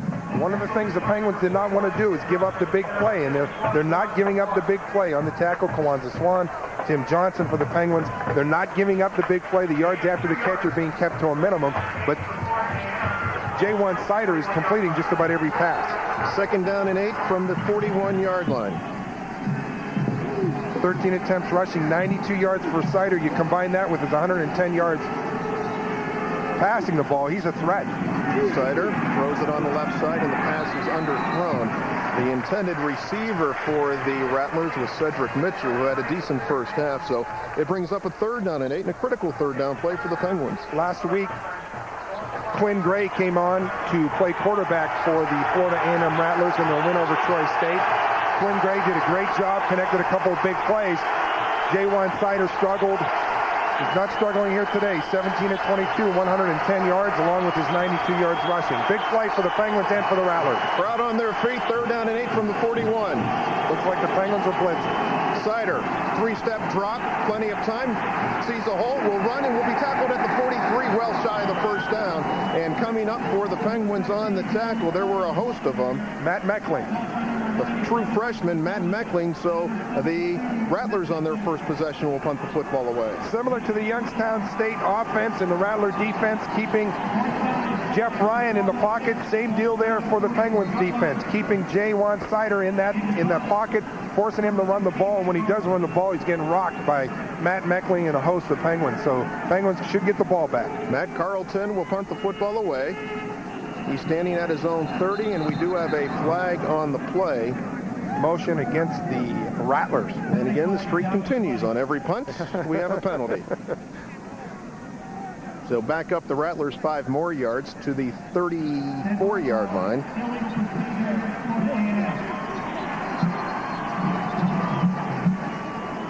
Coach Jim Tressel trying to get the Penguins back to the national championship game for the 6th time in the 90s. They have won 4. They lost in 1992, and that has been their last playoff loss when they lost to Marshall. 14 straight playoff wins for Youngstown State, tied with Mount Union for consecutive playoff wins, longest ever in the history of collegiate football. So Carlton back at his own 25 now. And Carlton with a nice spiral kick. Anthony Barone has it at his own 15-yard line. Across the 20 and trips up at the 23-yard line. 8:44 left to go. For Florida A&M 17, YSU 10. We'll be back. 8:44 left to go in the third quarter. 17-10 Florida A&M. First and 10 for the Penguins at their own 25-yard line. One back in the backfield for quarterback Jeff Ryan. Elliot Giles has been quiet today. Hand off to Adrian Brown off the left side. We'll pick up 4 yards out to the 29-yard line. We're going to head downstairs to Jim Campbell. Jim?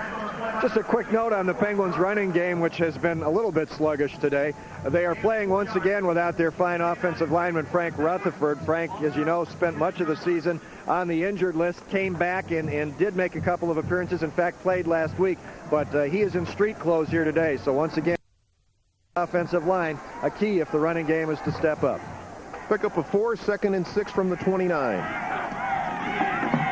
Again, Adrian Brown across the 30 to the 33-yard line. He was tripped up at the interior line of scrimmage. Vaughn on the tackle for the Rattlers.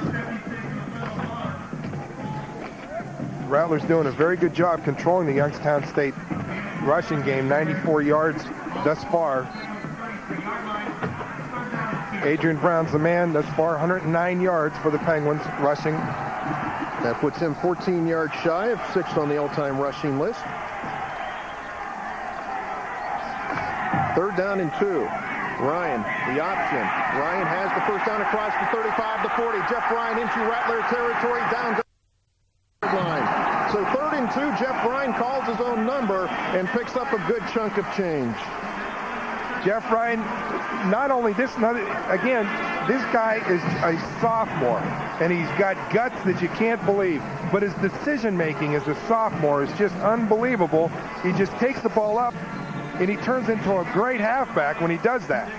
And so a big play for the Penguins. Jeff Ryan, 29 yards on the play, takes it down in the Rattler territory.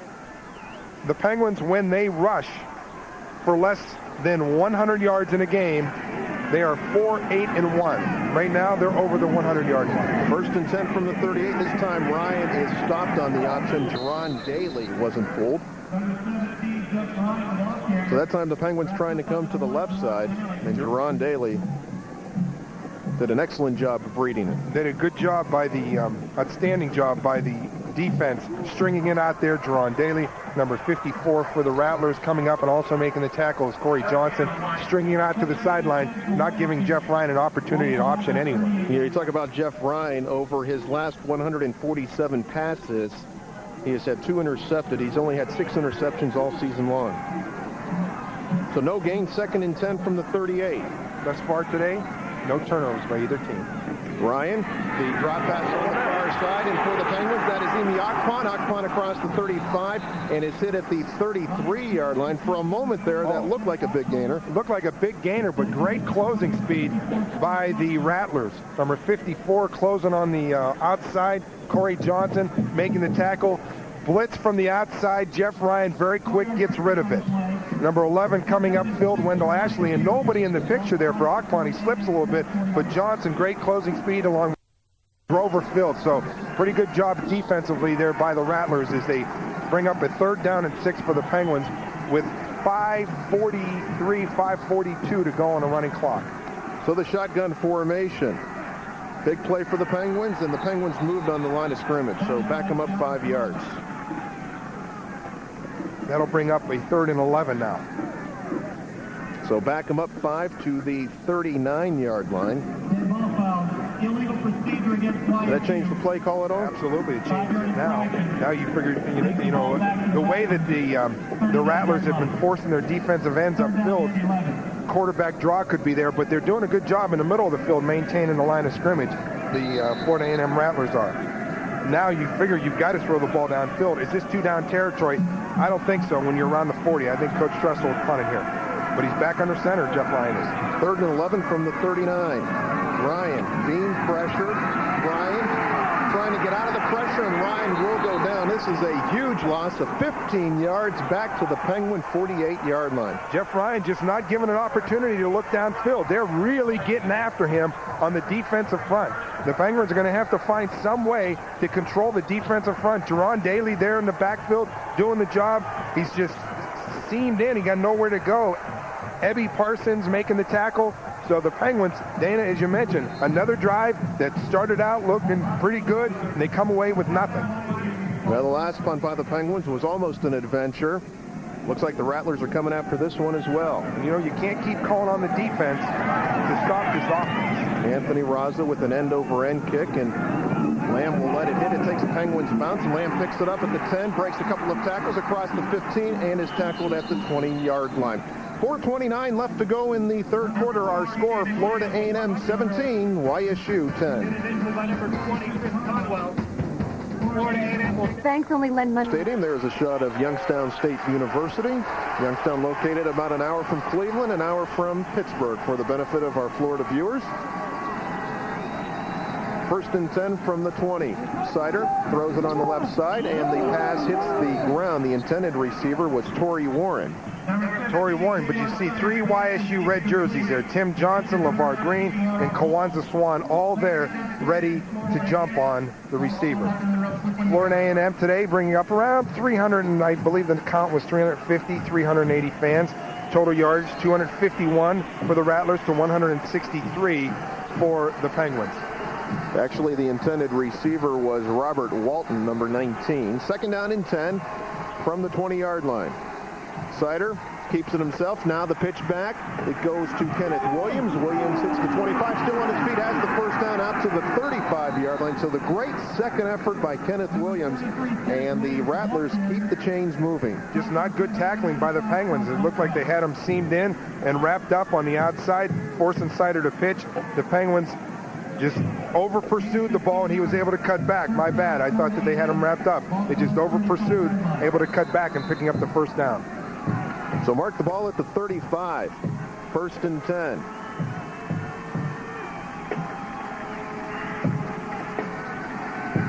Sider, 3-step drop. He's going to throw the home run ball. His intended receiver was going to be Demetrius Bendros, but Bendros actually, from our vantage point, stepped out of bounds, and it was great coverage on the part of LeVar Green. That's the first time they've attempted to throw the ball downfield for Florida A&M, and Dana, as you mentioned, great coverage by LeVar Green. At this point, he's looking for Bendros, but Bendros is out of bounds. LeVar Green did not bite on the fake, and the pass was underthrown, and if LeVar Green was able to turn around, he probably could have picked it off. The Rattlers do have the wind at their back here in the third quarter. Second and 10 from the 35. Quarterback drive. Sider on his feet, hit at the 37, falls forward to the 38-yard line. Tim Johnson on the tackle for the Penguins. So a short pickup. This will bring up another critical third down play for the Rattlers. Good job by the Penguins, keeping him right there in that pocket, not letting him get loose. Pretty good offensive line for the Rattlers. Derek Gay, Dwayne Carey, Safoli Nua, James Agnew, Freddie Moore, Kanan Lamb, the wide receiver. Well, the crowd coming alive here at Stan Boss Stadium. Some of the 18,000 plus on their feet. Third down and 7 for the Rattlers. Penguins dropping back off the line of scrimmage in the coverage. Sider, good protection. Sider looking for a receiver. Now will scramble. Sider rolling, Sider throwing, and the pass is intercepted by the Penguins, and up with the pick is Bruce Hightower. So the break the Penguins needed, they got, and they will have great field position at the Rattler 45-yard line. Great play, great job by the secondary, covering the receivers for the Rattlers. Jaywan Sider had plenty of time to look. Pressure from the inside. Sider looks to his left, looks to his right. No one's there. He's feeling some pressure. Then he rolls away from the pressure and he throws a pass. And Hightower there to pick it off. And the Penguins are in business at the Rattlers' 45-yard line. And Dan, I think it's crucial. They got to do something with this drive. Jeff Ryan, the option. The pitch back to Adrian Brown. He loses it. And there to fall on it for YSU was Elliot Giles, or was that Renald Ray? That's Renald Ray, so the Penguins almost gave it back. YSU now plus 58 in playoff history as far as turnovers, plus 14 this season. The pitch was a little high. Defense very well by the Rattlers, coming up from his defensive back position, number 31 for the Rattlers, was Vernon Mitchell, the defensive back, 6-foot senior out of Miami of Florida. The pitch was a little bit high, and Adrian Brown was getting some pressure right in his face. So this defense is everything that the coaches from Youngstown State said it would be. They're very good. Second and 10 from the 46. Handoff. Adrian Brown across the 45, across the 40. He's going to be shy of the first down by a couple of yards. What a good surge. It brings up third down and probably just over 2 yards. Number 2, Aaron Gray coming up. It's Adrian Brown, good blocking at the point of attack. Number 81 getting up there for the Youngstown State Penguins. Dennis Galugos, tight end, 6'2", 225-pound from Avon Lake. At the point of attack, he supplied the block that helped the Penguins out. This is a big third down for the Penguins. Big third down play, and the Penguins will probably take a timeout here. Coach Jim Tressel whistling for a timeout, and the Penguins will take a timeout. 1:51 left to go in the third quarter. Our score, Florida A&M 17, YSU 10.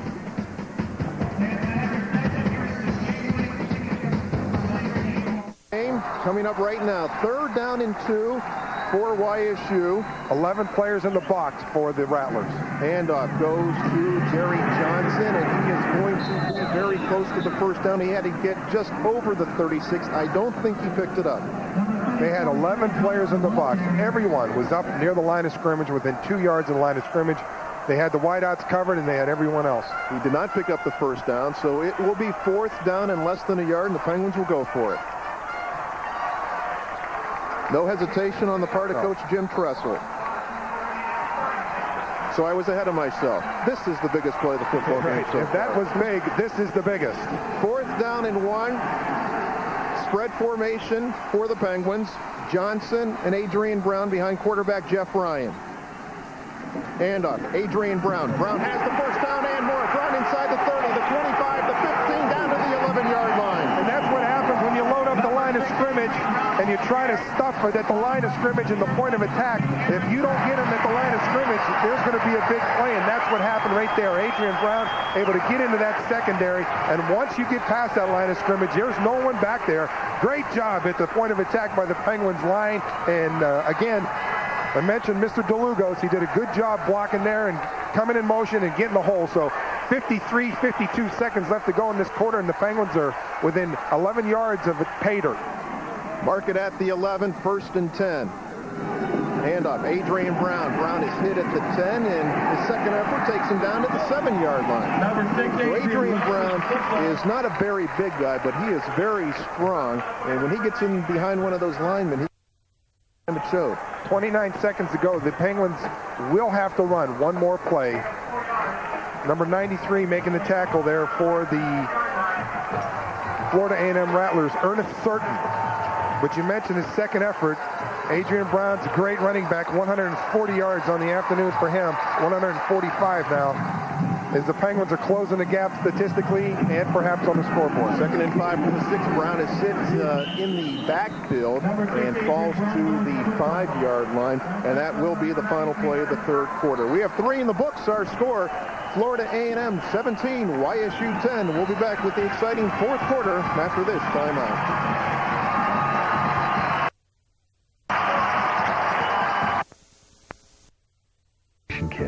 Penguins faced with a 3rd down and 5 from the 6-yard line. In the red zone this year, YSU has been inside the 20 52 times. They have 35 touchdowns, 11 field goals. That's 67%. Penguins would love to get 7 here. They love to run the play where Jeff Ryan rolls out right or left and throws back to the tight end. I don't know if they'll throw it here. Pitch back to Adrian Brown. Brown's going to throw it. Brown in the end zone, and it's overthrown. Renald Ray, the intended receiver. So now 4th and 5 from the 6. No question about it. You have to get 3. That's right. You're going to have to get 3 eventually, so you might as well get it now. Inside the 5. But Florida A&M not fooled by that play. Number 20 coming up from his defensive back, Torrey Warren, or from his linebacker, and it was a good pass by Adrian Brown. Either Renald Ray was going to catch it or no one was going to catch it. So the Penguins come away, and again, we said it earlier, they got to come away with some points here. So Mark Griffith to attempt the 22-yard field goal. Griffith connecting on a 22-yarder earlier this afternoon. Razzo the holder. Ball is down. The kick is up. And the kick is good. 14:52 left to go in the game. 17-13, Florida A&M.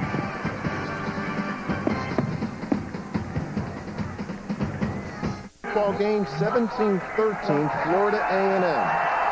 And they will get the football. Demetrius Bendros standing back at his own 3-yard line. In Youngstown State's championship years, when they were able to win a national championship, which they've done 4 times this decade, they've had great special teams. Great special teams play.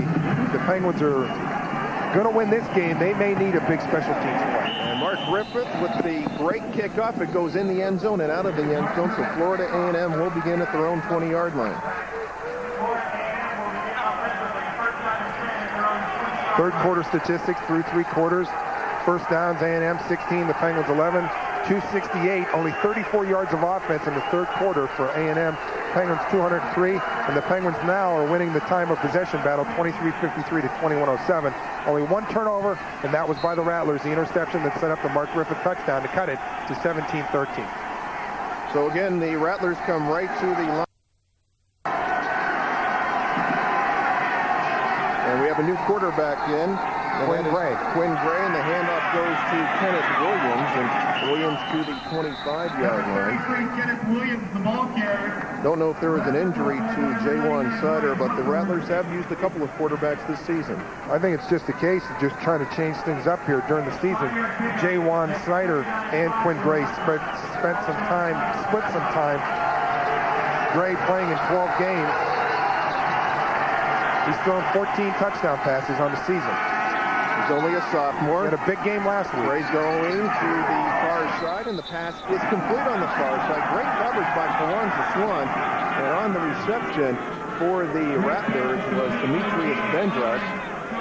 Check that, Jackway Nunley. It looks like Quinn Gray throws the ball with a little bit more zip on it. Take a look at this again. That good catch. Looked like it was a good catch. Might have dropped it there at the end, but sure did. 3rd down and 2. Handoff to Williams. Williams is hit at the 29. He's not going to have the first down, but his second effort may have gotten him the first down. Yep. So Kenneth Williams was stopped, but kept the feet moving and will pick up the first down. Kenneth Williams, fullback, 6'1", 245. Penguins had him wrapped up, but he just keeps battling for that extra yard. I thought he was stopped. Looked like he was stopped. So 1st and 10 from the 30, 13-30 left to go in the game. Gray, back to pass. Gray with plenty of time, throws it in the middle. The pass is caught by Williams, who's going to be close to another first down at the 40. If I'm not mistaken, that's one of the first passes this game they've thrown in the middle of the field. Tim Johnson there to make the tackle for the Penguins. But Gray standing back there, and again, he's seen action in every game this season, so coming on here is no big deal to him. Williams just sets up in the middle of the field, and Kawanza Swan and Vecchione are there to make the tackle. 2nd down and less than a yard. You would think they want to take the air out of the ball. The shuffle pass to Williams, who has the first down at the 45-yard line. You want to take some time off the clock here if you're Florida A&M. Run that clock down. Ian Dominelli with the tackle for the Penguins. Well, Tim Johnson and Ian Dominelli have been busy this afternoon. They're having great games. They've combined this season 406 tackles. That is a record-breaking season for the Penguins. So a pickup of 6 on the play to the 46. Todd Blackwell started on the field for the Penguins, but then ran back off. So we probably see him on the next play. So now Gray on the quarterback keeper picks up a couple of yards and reaches the midfield stripe and will be driven back. But again, 4 yards on the pickup. And as you mentioned, Pat, Florida A&M wanting to take some time off the clock. Not that interested in throwing the football. Just take some time off the clock, and if they are able to come away with some points, great. They have a 4-point lead right now with 12:30 to go in the game. And the Penguins defense has done a great job here in the second half.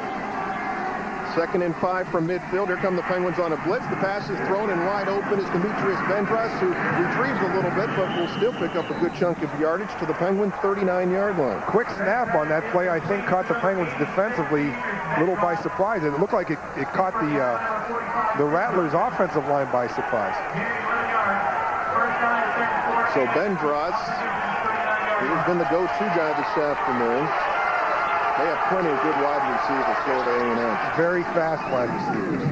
Gray throws it on the right side. Again, wide open is Bendrus, who is inside the 25 down to the 26. Check that. That is Jackway Nunley. Nunley and Bendrus, the go-to guys for Florida A&M, and the Rattlers moving right down the field against the wind. Quinn Gray coming on the field looking like he started this game. Very sharp, connecting on 3 of 4 passes, on all 4 passes, 29 yards this far, moving his team right down the field. 20 first downs for the Florida A&M Rattlers right now to 11 for the Penguins. The handoff goes to Williams. Williams inside the 20, inside the 15, carrying tacklers down to the 11-yard line. And right now, Florida A&M is moving the football at will. Dave Vecchione on the tackle along with Bruce Hightower. First down. This just quick. The tempo of this offense is lightning quick. And the Penguins felt they had to take the tempo away from Florida A&M, from the Rattlers. Gray, 3-step drop, looking, throwing, and wide open in the end zone for a touchdown for Florida A&M is Cedric Mitchell, and it's 23-13. The Rattlers of Florida A&M with 11:35 left to go. Here it is again. Just comes across the back of the end zone and just zips it in there. Quinn Gray taking this team right down the field. 6 of 6, 55 yards, a touchdown pass. Just like that, lightning quick. Well, the only people cheering here at Stambaugh Stadium, the 300 Florida A&M fans. The extra point is up, and the extra point is good. 11:35 left to go in the football game. The Rattlers of Florida A&M out in front, 24-13.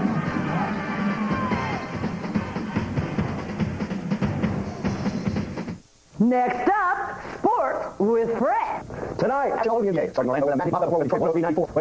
in Youngstown, Ohio, 24-13, Florida A&M. Very impressive drive.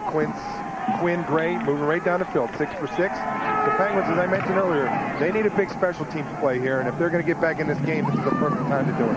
Nanti drops the ball, picks it up, and he will be tackled at the 18-yard line. Great special teams play on the part of the Rattlers of Florida A&M. Lorenzo Johnson on the tackle, but we do have I think we're going to get a flag against Florida A&M. Something occurred on the sideline. Won't be able to see it, but the referee on the sideline threw the flag, and it's going against Florida A&M, I think. A face mask, it appeared maybe on the replay. So the referees will talk about it. Very well officiated game so far today. Now Jimmy Jackson, the referee, will offside on the Rattlers. Dead ball personal foul against the Rattlers. On the Rattlers. Oh, we did have a flag back here. Okay, so 2 flags.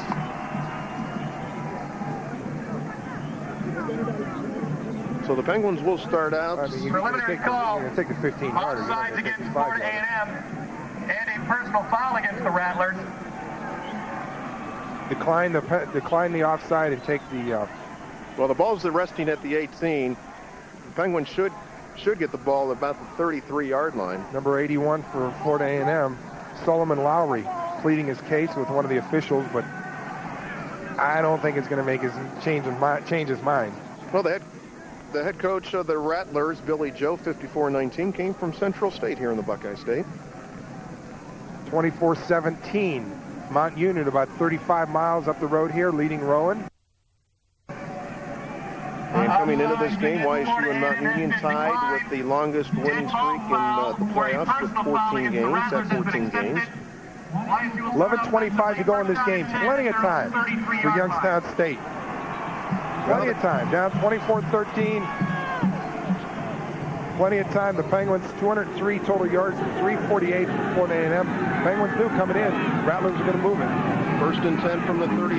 Ryan being pressured. Ryan throws it, and it's incomplete. The intended receiver was Adrian Brown, and Jeff Ryan got dropped as soon as he released it.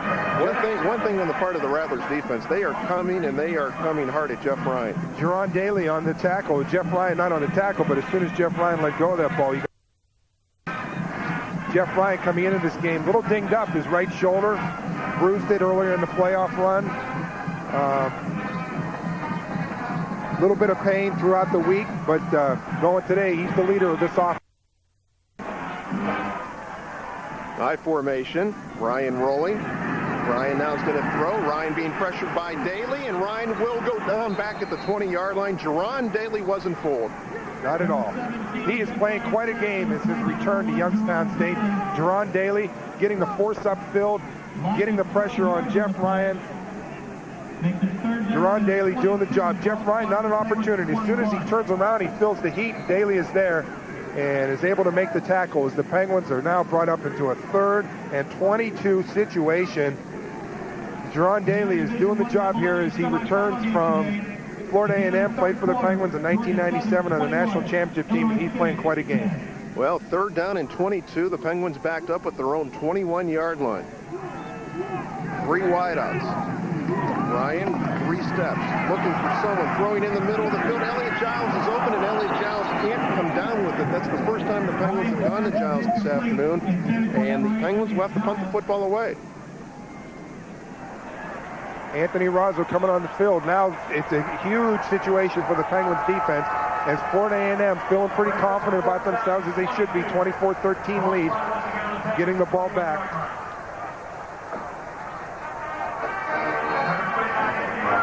Okay, we have a correction. Mount Union has been defeated by Rowan, 24-17. So one playoff winning streak is over. Anthony Roswell, the punt, Lamb, the fair catch at his own 40-yard line. Did he put up the hand for a fair catch? Yes, he did. So the Penguins will be penalized 15 yards. So Florida A&M will begin in Penguin territory at the 45-yard line, and you didn't need that. No, you didn't need that. But you know what? By the same token, earlier in the game, Lamb had his hands up in the air and I thought it was a fair catch that he was when he was trying to block the sun. I thought it was a fair catch earlier in the game, and it wasn't. In this game here, in this one here, I thought he had his hands up in the air also. Well, the officials are discussing it. That's never a good sign. I thought he had it, and we're pretty high up here at Stambaugh Stadium. We are in the Ed Strauss press box on top of the Stambaugh Stadium. Press box. Good view of the city. Dead ball foul, personal foul on the Penguins. Dead ball foul, unsportsmanlike on the Penguins. So, a critical mistake on the part of YSU. And there's a shot where we are, and there we are, and you'll be able to see how far we actually are up here at Stambaugh Stadium. Right now, things are unraveling for the Penguins. The Rattlers are going to start way down inside Youngstown State territory at their 30-yard line. Well, two dead ball fouls, a personal foul and a unsportsmanlike. And they're still discussing something. We're going to take a timeout. 10:20 left to go in the game. 24-13, the Rattlers of Florida A&M. Begin with excellent field position. 1st and 10 from the Penguin 30-yard line after a pair of 15-yard dead ball fouls. One a personal foul, the other an unsportsmanlike conduct. And they were ready to call the play, and the FAR official came in. And the discussions continue. Quinn Gray started his first and only drive perfect. Started it and ended it perfect. 6 for 6, 55 yards, 1 touchdown. Jim Campbell down on the sideline. Jim, 24-13 with 10:20 to go in the game. Doesn't look good for the Penguins, but we've seen this before, and they've come back to rally. There is still a lot of time here, guys, if the defense does its job here. As I was coming down to the scoreboard end of the field, backup offensive lineman Ryan Dewberry was acting as a cheerleader for the offensive players that were clustered on the bench, telling them not to give up, keep their chins up. By the way, on the fair catch, I don't think there was any question that's what he was signaling for. The sun was at his back anyway, no reason to shield his eyes. Hand off to Kenneth Williams. Williams with a great surge inside the 20 down to the 17-yard line, a pickup of 13 on the play. At some point, the Youngstown State defense has got to get a little tired. Bruce Hightower coming up from his secondary position to make the tackle. They've got to be a little tired. They've been running all over the field since 1 o'clock this afternoon, and they've got to be tired. Yeah, they don't have time to huddle because of the no huddle by the Rattlers. And it's not really a no huddle. I mean, they're just at the line of scrimmage, so YSU can't make personnel, and they call their line changes and their play at the line. They've come in with a great game plan. Gray back, Gray throws, and the pass is caught at the 18-yard line, right at the line of scrimmage. And Jacque Nunley on the reception. I think we're going to get another penalty against in the game here. It's going to be personal foul, Youngstown State roughing the quarterback. So right now, Youngstown State not playing real disciplined, uncharacteristically. Kenneth Williams, 14 attempts, 92 rushes, and a touchdown on the afternoon. So that no-gain pass will turn into a first down at around the Youngstown State 9-yard line or so. So the Penguins, 3 penalties in the last 4 plays, and that's put the ball inside their 9-yard line. Well, if you look at it, if the Rattler drive would have began at their own 45, you tack on 30, it took them down to the 30, then you tack on another 15. I mean, they're going to have to move the football basically 20 yards. They take the ball down inside the 9-yard line, and the Penguin fans are quiet. Some of them are starting to head out here. 9:51. A little bit too early to be leaving this game because the Penguins have been here before, but as Jim Campbell mentioned, the Penguins' defense has got to come up big, and they've got to be running out of gas. And with the sore-arm quarterback, things don't look good right now. Well, 1st and goal from the 9 for the Rattlers. Clock is moving, 9:40 here in the fourth quarter. Gray back to pass, plenty of time, dumps it off to Nunley. Nunley inside the 5, down to the 4. So Quinn Gray is a perfect 8 for 8 since coming in the third quarter. Number 18 making a tackle, LeVar Green, quarterback, 5'9", 165-pound sophomore. LeVar Green out of Miami, Florida. So 2nd and 5 from the 5, and Pat, you mentioned it, the fans here at Stambaugh, I don't know if they're quiet or stunned. Could be a combination of both. 2nd and 5 from the 5.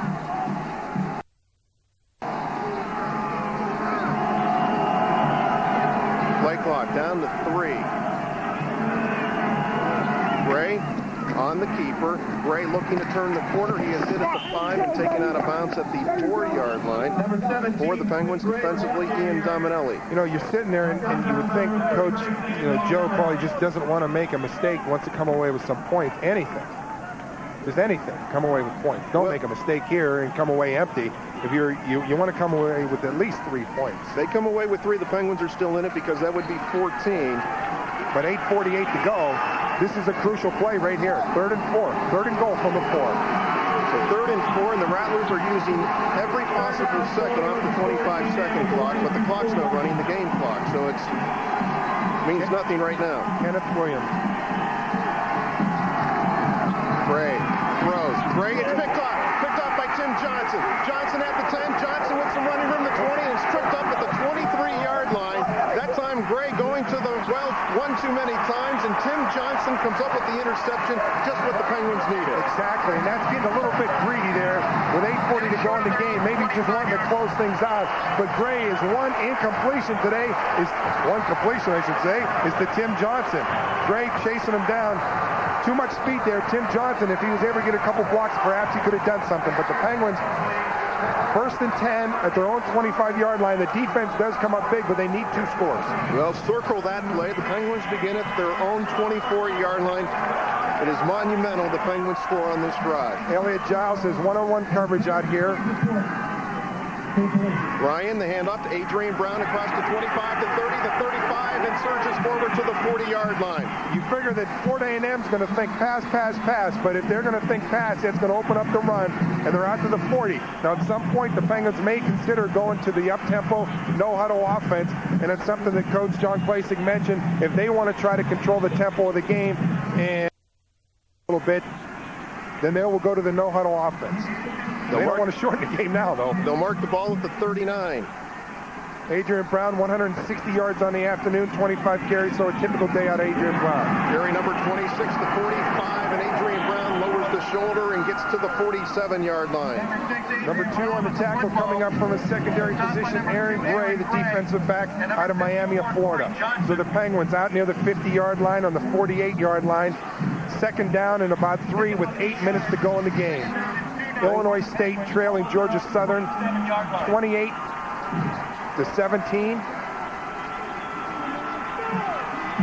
2nd down and 3 from the 47.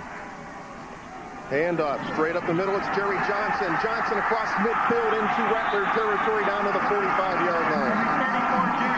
So Jerry Johnson picks up the 1st down. The Penguins keep the chains moving. Clock down to 7:43 and stopped momentarily. Youngstown State, 3 timeouts left to go. 2 timeouts for Youngstown State, 3 for the Rattlers. Youngstown State on the afternoon, 165 yards rushing. The Penguins needed a boost, and they got it when Tim Johnson came up with the interception, and the Penguins have moved the ball consistently in this drive. Ryan back. Ryan going for the home run ball. Wide open is Elliot Giles. He has it at the 15, the 10. Touchdown, YSU. Elliot Giles connects Jeff Ryan, and the Penguins are back in it. 24-19, 7:22 left to go. And if you're sitting in your car and you left the game, turn the motor off, come back to Stambaugh because this isn't over. So the Penguins strike quickly. Elliot Giles wide open, and that was set up thanks to the powerful running game. Play action pass. Adrian Brown, they get the safety sneaking inside, taking a peek. Wide open, Elliot Giles, and he does the rest. Number 43 for the Rattlers, John Battle, tries to make the tackle, but not enough. Perfect read, perfect play, perfect call. Penguins are now could close to within 4. They may go for 2 here because they need a touchdown either way to win it. So the Penguins will go for 2. They trail 24-19.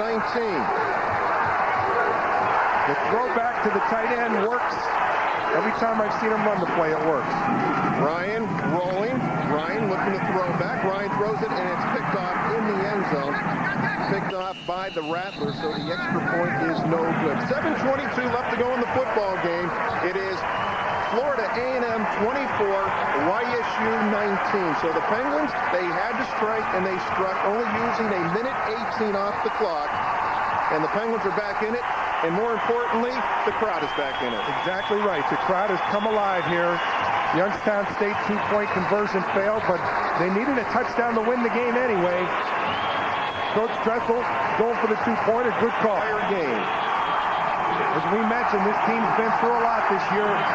Very close-knit group, and they're on fire. This special teams, someone wants to get down there and make that tackle. They're all fired up. This is a big special teams play right now for the Penguins. Well, the Rattlers have 10 players looking for the onside kick. No way. It's not going to happen. No, it's not. But Bendros has it at the 5. Across the 10, the 15 steps out of bounds at the 17-yard line. And the Rattlers wanted a late hit, but they're not going to get it. So they will begin 1st and 10 from the 18-yard line. 7:17 left to go in the game. They're on a tackle. One of the best defensive backs ever to play here at Youngstown State, Dwight Smiley. Coming up on the special teams play, the senior out of Kent, Ohio. Now, you want big defensive stand? You need it right now from the Penguins, and this Penguin crowd is making a ton of noise. Empty backfield except for Kenneth Williams and quarterback Quinn Gray. Quinn Gray on for his 3rd drive. Interception on the afternoon, and that interception set up that touchdown. Handoff goes to Kenneth Williams. He is hit at the 21-yard line. We do have a flag on the play in the vicinity of offensive holding. Kenneth Williams picked up a couple of yards, but this one's probably going to be against the Rattlers. Looks like in the area of holding, it should be against the Rattlers, and Coach Tressel is telling the team, take it back. Offside. Oh, well, never mind. So it's on the Rattlers.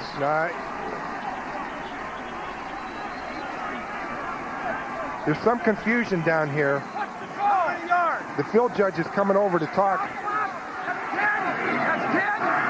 10 yards. Illegal chop block. Okay.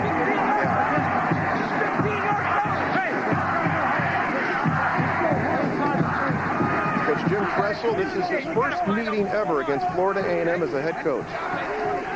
Illegal chop block. So let's back him up 10 yards to the 9-yard line. You can hear the crowd behind us chanting YSU. 7:11 left to go. Penguins trail 24-19. One thing that the Rattlers have done this year plenty of is turn the ball over.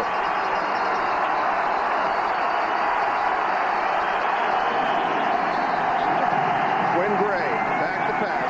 Gray throws it, and the pass is going to be tipped and then dropped. The intended receiver was Kenneth Williams, so incomplete pass brings up 2nd down and 20 from the 10. And when you're going to pass the ball, if it's not complete, you're stopping the clock and you're giving the Penguins offense more time if they do get the ball back. So with 7 minutes to go, that play took only 11 seconds. It's 2nd down and 20 from the from the Rattlers 9-yard line. And this crowd right now is becoming a factor in this game. Quinn early in the shotgun. Early looking for a receiver, now throwing and open at the 30-yard line. Good enough for the 1st down. On the far side was Demetrius Bendros, and that quiets the crowd. That's good enough for a 1st down. Bendros knew where the 1st down marker was. LeVar Green on the cut slipped. Plain old slip. That opened it up for Bendros. You see LeVar Green getting up, and that gives them the sticks out to the 30-yard line. 6:53 to go in the game. So the Rattlers with some breathing room now. Again, the no huddle, they've done it all afternoon. Quinn Gray, 3 steps. Now throwing on the right side. The pass is caught by Jetway Nunley, a short pickup of 3 yards, but Nunley stays in bounds. Kawanza Swan there to make the tackle, and on the coverage for the Penguins. It's a short gain of maybe 3-4 yards. Well, a good portion of this crowd standing on both sides here at Stambaugh Stadium. Crowd really getting into it, and they could be a factor in this game. Second down and 8 from the 33. At some point, Florida A&M is going to have to run the football. It looks like they're going to start now. Handoff to Kenneth Williams. Dave Beckman hits him, but Ken Williams with the great second effort gets out to the 37-yard line, the 38-yard line. It's going to bring up a 3rd down and 2. 13 games this season. Williams 811 yards, averaging 5 yards per carry. He's got 11 touchdowns. His longest running play this year is 24 yards. Well, 3rd down and 2, a big play on both sides. Ball resting at the Rattlers 38. Either a wraparound draw or a quarterback draw. Quinn Gray going down the line of scrimmage. Play clock is down to 9. Having a hard time communicating with the players. Handoff. Williams hit at the 39. Surges forward. He's going to be very close to a 1st down. I think he may be shy, though. He's shy from where the mark is by this referee. Coming in from the Youngstown State sideline, he did not get it. Ian Dominelli on the tackle. They need to get over the 40-yard line. The ball is at the 39. The referees aren't even going to measure. They're saying 4th down. 4th down and less than a yard. They're calling for a measurement. Referees are saying no, it's 4th down. And the Rattlers will punt the football away. Yeah, great defensive stand by the Penguins.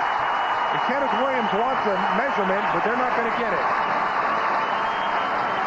So Matt Carlton will punt the football away. Anthony Barone and Fawn Nancy standing back at their own 20-yard line. Big defensive stand. 4th and less than a yard. And the Rattlers are punting the football away. Youngstown State needs to stay onside. Snap is a good one to Carlton. A high, bad shank kick. It's going to hit at the 40 and take a Rattler bounce inside the 30. And it will be down at the 28-yard line. 4:30 left to go in the football game. 24-19. The Rattlers of Florida A&M on top. But we've seen the Penguins in this situation so many times before in the first round of the playoffs against Montana, where they won 30-27. And right now the Penguins have to drive. They have to get a touchdown. They trail by 5 at 24-19. 4:30 left to go in the game. Buckle up the seatbelts. The stakes are the same today as they were back at Montana.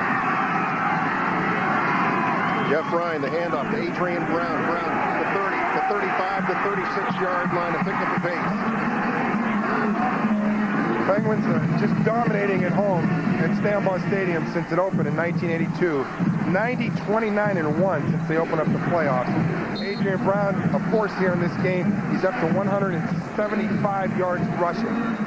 Penguins will snap this football with less than 4 minutes to go. 2nd down and 3 from the 35. Ryan.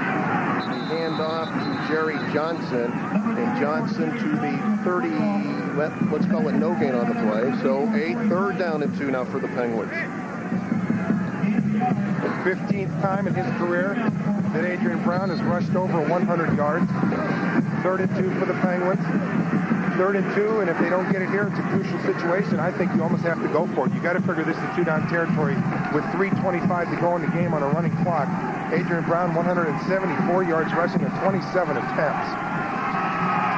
So Giles and Ray split to the near side. Ryan back to pass. Ryan is being pressured. Ryan hit at the 35 and is going to fall forward to the 38. That should be good enough for a 1st down by the length of the football. Jeff Ryan feeling the pressure, just tucked the ball in. He wasn't going to do anything but run and pick up the sticks. As Jeff Ryan, 3:10 to go in the game. The Penguins get the 1st down, a fresh set of downs on a running clock. Well, the Penguins snap the ball on this play. There will be less than 3 minutes to play. 1st and 10 from their own 39-yard line.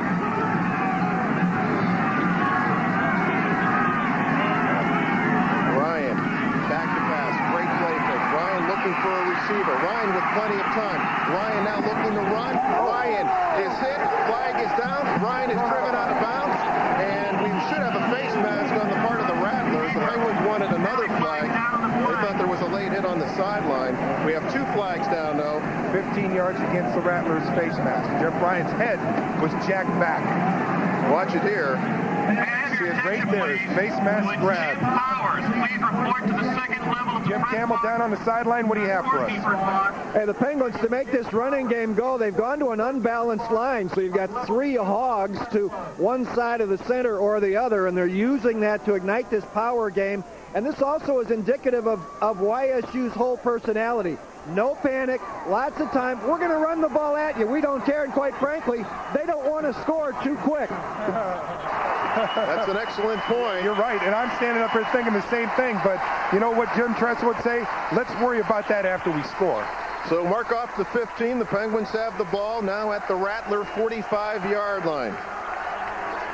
All season long, no matter how this game comes out, the intestinal fortitude and the gutsy play and just the courage and dedication this group has shown is remarkable. Shotgun formation. Inside handoff to Adrian Brown. Brown across the 40 down to the 37-yard line, so a pickup of 7 on the play. And we do have a flag that comes in. And let's see what this one's going to be. Now, you know, you saw it was Youngstown State earlier, losing a little bit of their discipline, and now it appears that it's Florida A&M. I think we're going to have another penalty, another major penalty against the Rattlers. If I'm Coach Billy Joe at this time, I think I call a timeout and settle the guys down. Dead ball foul. Personal foul on the Rattlers, so let's move it up 15 more. That will put it inside the 25-yard line. Yeah, I mean, this is a team here that right now they're helping out the cause a little bit for Youngstown State.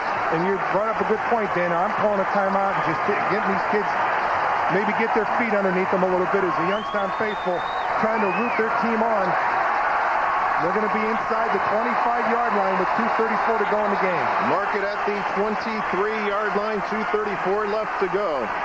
201 rushing yards for Florida A&M to 193 for the Penguins.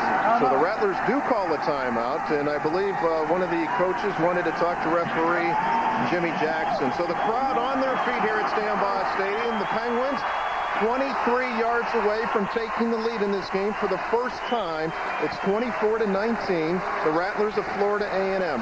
Florida A&M will have 2 timeouts left. The Penguins also 2 timeouts left. 193 yards rushing for Youngstown State. When the Penguins are able to rush for 200 or more yards in a game, their record is remarkable. They are 37-3-1 when they hold an opponent to 100 yards rushing. When they rush for more than 200 yards, they are 57-4. And the Penguins right now have 193 yards of rushing. So the timeout by the Rattlers of Florida A&M. Everyone here at Stambaugh Stadium on their feet. Of course, on the line here today, nothing more than the national championship game for the winner of this game. Youngstown State looking to make their 6th trip to the national championship game in the 90s. And for Florida A&M, it would be their 2nd trip to the national championship game. There's a look at the Florida A&M fans that made the trip up to Ohio. About 400 strong. They also brought their pep band along. We had some opportunity to spend some time with the administration of Florida A&M last night, and what a classy group, and you could understand why this football team is so good with those people leading it. 1st and 10 from the 23. Adrian Brown has the football. Brown is hit at the 22. He'll be stopped at the 21-yard line. And Ernest Certain on the tackle for the Rattlers. So a pickup of a couple of yards brings up 2nd down and 8. Again, number 54, Ernest Certain on the tackle for the Rattlers. There along with Moulton Headley. 2:10 to go in the game. The Penguins 2nd and 8 from the Rattlers 21-yard line. Of course, the last touchdown, the Penguins went for 2 points, which, I mean, understandable. They had to go for 2 points. So Adrian Brown, the lone setback. Inside handoff. No, fake by Ryan, rolling to his right. Ryan looking to run. Ryan inside the 15, and he is met right at the 15-yard line. On the tackle was Grover Fields. Grover Fields, it looked like Elliot Giles flashed open in the end zone. but that would have been a real difficult throw for Jeff Ryan to make. Throwing to his right, throw back against his left. You see Elliott Giles flash across right there. He was open for a second. Number 37, Levi Brown for the Rattlers, the linebacker, doing a little headhunting there on Jeff Ryan. So it's 3rd and 2 for the Penguins. It's a minute 25 to go in the game. Critical third down play, no question about it. This is 2-down territory. Loading up the line of scrimmage. Ryan, handoff to Brown. Brown has the first down, or does he have the first down? It appears he had some great momentum, but the Rattlers defense came up, and this is going to be very close. Yes. He had to get just across the 13, and from our vantage point, I do believe he does have the first down. Clock is stopped with 1:03 left to go. Number 55 on the tackle, Cedric Berg, defensive end, 6'4", 265 junior out of Savannah, Florida. They're going to bring the sticks away all the way across the field, but I think you're right, Dana. You can see the YSU, some of the people on the YSU sideline motioning that it was a first down, but they say really doesn't matter. See what the sticks say. They're going to stretch the chains. You have a great look at it there, and it will be a first down. So 1:03 left to go in the game. 24-19, the Rattlers in front. YSU has called a timeout. So the Penguins utilizing one of their 2 remaining timeouts. They have 1 left. Going to regroup on the sideline here. And a good timeout here, I think. I think you got some time with the measurement. You get the timeout, and you have some extra time here to decide what you want to do. So they'll mark the ball at the 17-yard line. And I think at the 13-yard line. I think you also have an idea about the pace. Jim Campbell down on the sideline, the pace at this point in the game, how quick they got to get the play off, what type of plays they want to run, I think is crucial. Yeah, absolutely. Although with 1 timeout left, they still have some options. Obviously, you want to work to the side or go to the air. You know what, though? This is reminiscent. Does this remind you of a Mark Brungard drive against Eastern Kentucky a few years ago? Same end of the field. I'm getting a little deja vu down here. Deja vu all over again, huh? Absolutely. Yeah, there is not a soul sitting here at Stambaugh Stadium. Everyone is on their feet. 1:03 left to go in the game. 24-19. The Rattlers in front. There is a representative here from Chattanooga, Tennessee, the site of the national championship game. The winner of this game will be given 6,500 tickets to sell at their school starting tomorrow. In the 4th quarter, it is 28-10, Georgia Southern leading Illinois State, and the Penguins here are looking to get there to Chattanooga, and it looks like the Eagles of Georgia Southern are headed there. 1st and 10 from the 13.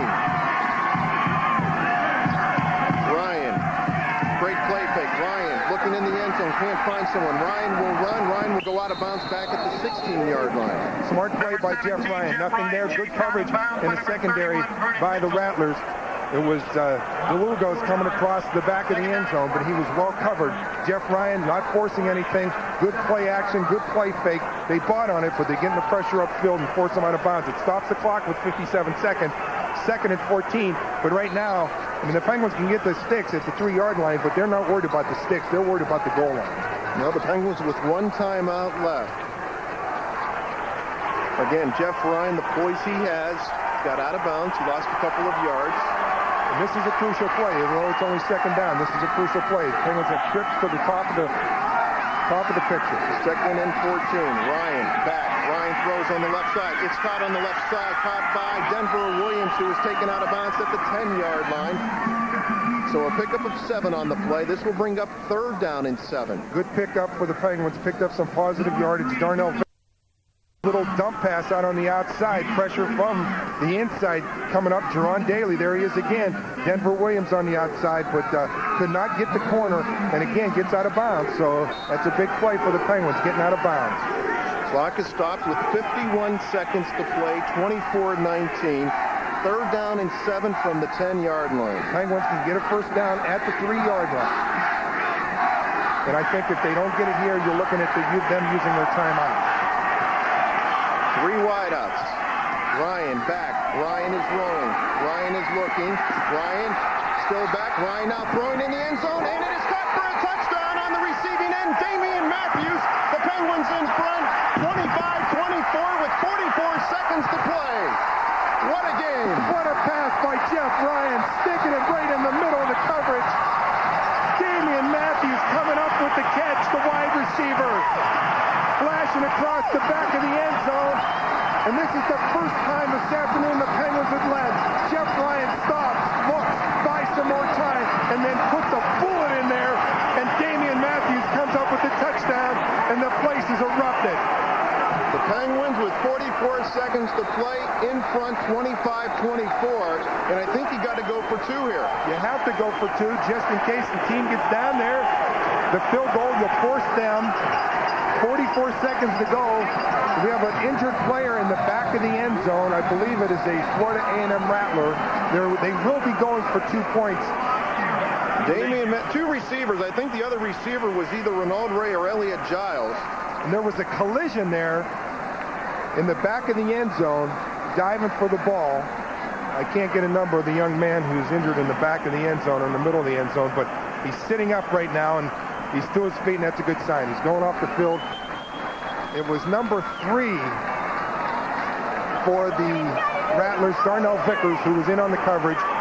But he's up and he's getting off the field, and that's a good sign. So the Penguins going for 2 points here with 44 seconds to go in the game. Here's the replay again. It is Jeff Ryan rolling, Damian Matthews with the catch, and Vickers there on the coverage, and he gets hurt. And Damian Matthews coming up with a huge catch for the Penguins. The biggest catch of the year, that's all. 5 wideouts here on the 2-point conversion. Ryan on the quarterback drop. Ryan gets the 2 points. So the Penguins are up by 3, 27-24 with 44 seconds to play. Jeff Ryan, the 2-point conversion.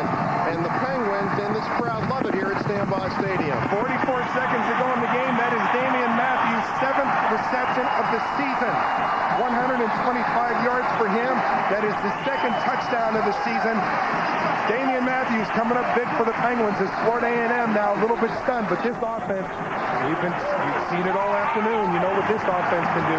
The biggest play of the game right now is this kickoff. Jeff Ryan wasn't going to be denied on the 2-point conversion. There's a look at the crowd here at Stambaugh Stadium. And finally this afternoon, they really have something to cheer for. The Penguins are 44 seconds away from advancing to their 6th national championship game. But with this offense, 44 seconds could be a long time. That's exactly right. This offense can score from anywhere on the field at any time. Be interesting to see what the Penguins, they've got to be dropped. They'll go to their nickel, their dime, their quarter coverage, whatever they have.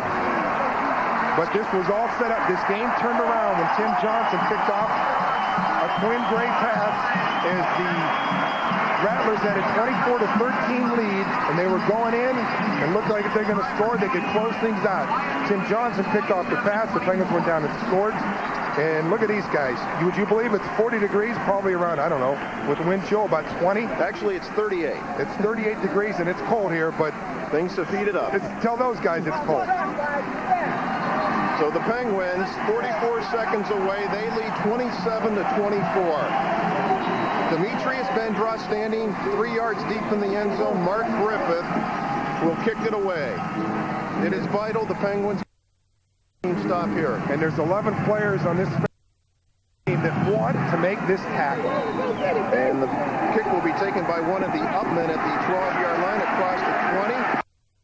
Will go down at the 23-yard line. On the tackle for the Penguins was Dwight Smiley. So 37 seconds left to go. Again, Florida A&M only has to get into field goal territory. Jeremy Edwards is their field goal kicker. 2 timeouts left, and who's going to come out at quarterback is going to be Quinn Gray coming out at quarterback. 10 of 12 on the afternoon, 1 touchdown, 83 yards, but he let him down the field very quickly. And the Penguins are really dropping back into coverage, but they don't want to give up too much. And again, the Rattlers have shown a propensity to turn the ball over. Quinn Gray looking for some time, and he has the receiver at the 45-yard line, and taken out of bounds is Cedric Mitchell. And it stops the clock with 30 seconds left to go. Jeremy Edwards' longest field goal, 51 yards. Ed Blizzard there on the tackle. Youngstown State, 30 seconds to go in the game.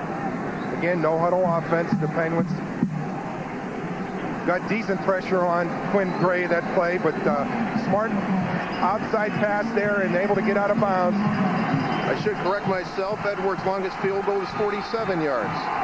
Penguins dropping deep into coverage, giving the underneath stuff. Gray throws, and the pass is almost intercepted. It was tipped at the line of scrimmage. Frank Hato puts the big paw Bob. 25 seconds left to go. 2nd and 10 from their own 43. Frank Cato getting the push upfield, beating his man and getting his arm up in the air. Right there, you see Cato knock it down. Frank Cato out of Austintown Fitch, the senior, had a great career here. 2nd team All-Gateway this season. So 2nd and 10 from the 43. Gray looking. Pressure. Gray now rolling. Gray looking for a receiver. Gray throwing it out of bounds. So 3rd down and 10. 17 seconds left to go. Florida A&M could use the middle of the field. They have 2 timeouts remaining. Pressing the quarterback, number 99, Brian Hawthorne, back in the game, dinged up a little bit earlier. Again, no huddle offense. This team just doesn't want to get in the huddle. And the crowd is deafening there down on the sideline as the Penguins bring up a 3rd and 10, 17 seconds to go. And again, the winner of this game goes to Chattanooga, Tennessee to play for the national championship in 1AA football. And a timeout by the Rattlers to try to regroup. The play clock was down to 18 seconds. Jim Campbell, last week, he talked about the North Carolina A&T game, that the crowd was a factor. How much of a factor is the crowd right now? Yeah, I think it's significant. I think what has been significant in this series from the Penguins standpoint, I've been watching the line play, and right tackle Freddie Moore on the 1st down play did a great job of holding Brian Hawthorne. On the 2nd play, it was pretty clean. On the 3rd play, Brian gave a great spin move to create that pressure and flood the quarterback out.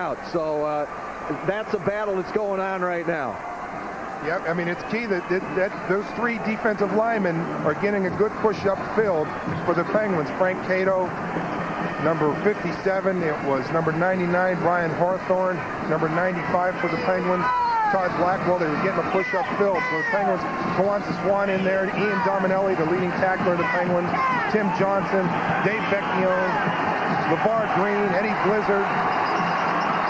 Well, 3rd down, that's academic right now because the Rattlers only have 17 seconds. They probably need about 25 more yards to get in the field goal position to give Jeremy Edwards a decent shot of tying this. They still have 1 timeout left, so they could still throw the ball in the middle of the field. Quinn Gray in the shotgun. For the record, the Rattlers have huddled only twice this afternoon, and that was on the sideline. Gray, plenty of time. Gray now rolling. Gray now throwing, and incomplete. The intended receiver was Jacques Nunley. So now you have to think about 1st down, although you only have 10 seconds to go. What a great job of holding by number 77 for Florida A&M. Number 70, Freddie Moore. Jim Campbell alluded to him. Look at the holding going on in the middle of the field there. But as you mentioned, Danny, you got to think about the sticks. You've got 1 timeout left. But it's got to be something to the outside. And what a job this Penguin defense has done in the 2nd half against Florida A&M's offense. Offense that came out and put up huge numbers at 234 yards at halftime. This is the season for the Rattlers. 4th and 10 from the 43. Gray back. Gray with time. Gray now throwing. It's complete. They have the 1st down. It's complete to Jacques Nunley with 2 seconds. And the Rattlers have called a timeout, so it's going to come down to 1 play. I think they might put a couple more seconds back on the clock. The ball is at the Penguin 40-yard line. Timeout Rattlers at the 40-yard line. But what do? You come out there? You can't try a field goal from this point. No, you're talking a 58-yarder. And that would be into a brisk win, and they're going to try. No. Yeah, they're bringing in some big. So this is it. Penguins will back up. This will be the final play pending a defensive penalty. 1 second to go in the game. Georgia Southern has advanced to the national championship game with a 28-17 win over Illinois State. If the Penguins hang on, that will set them up next week against the Eagles in what should be a well of a game. I want to take our hats off to our graphic artist, Marty Hudak, up working late into the night, making these graphics for the game today. So 1 second left to go in the game, and we're going to see plenty of wideouts. And I'm sure a question that Billy Joe, the head coach of Florida State, is going to be asked is Jaywan Sider. Jaywan Sider played the entire 1st half. We have not seen him here in the 2nd half. There seems to be some confusion with the personnel that Florida A&M is getting on the field. The 25-second clock has not started yet. they've got 4 wide receivers, 5 wide receivers, and the Penguins are going to use their timeout to regroup and go over what their game plan is on this 1-second final play of the game, final play for somebody, either Florida A&M or Youngstown State, barring a defensive penalty. Well, here's what we have. We're going to see the Hail Mary, no question about it. 3 receivers were lined up for the Rattlers on the far side. Let's reset it for you. 27-24 the Penguins. They have scored 17 points here in the fourth quarter. 1 second to go in the game. The ball is resting at the Penguin 40-yard line.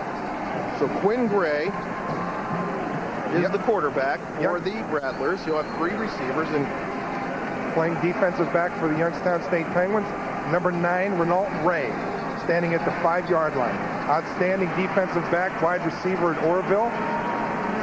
Everyone? Yep. I mean, you know what the thinking is here? Do not let anybody get behind you.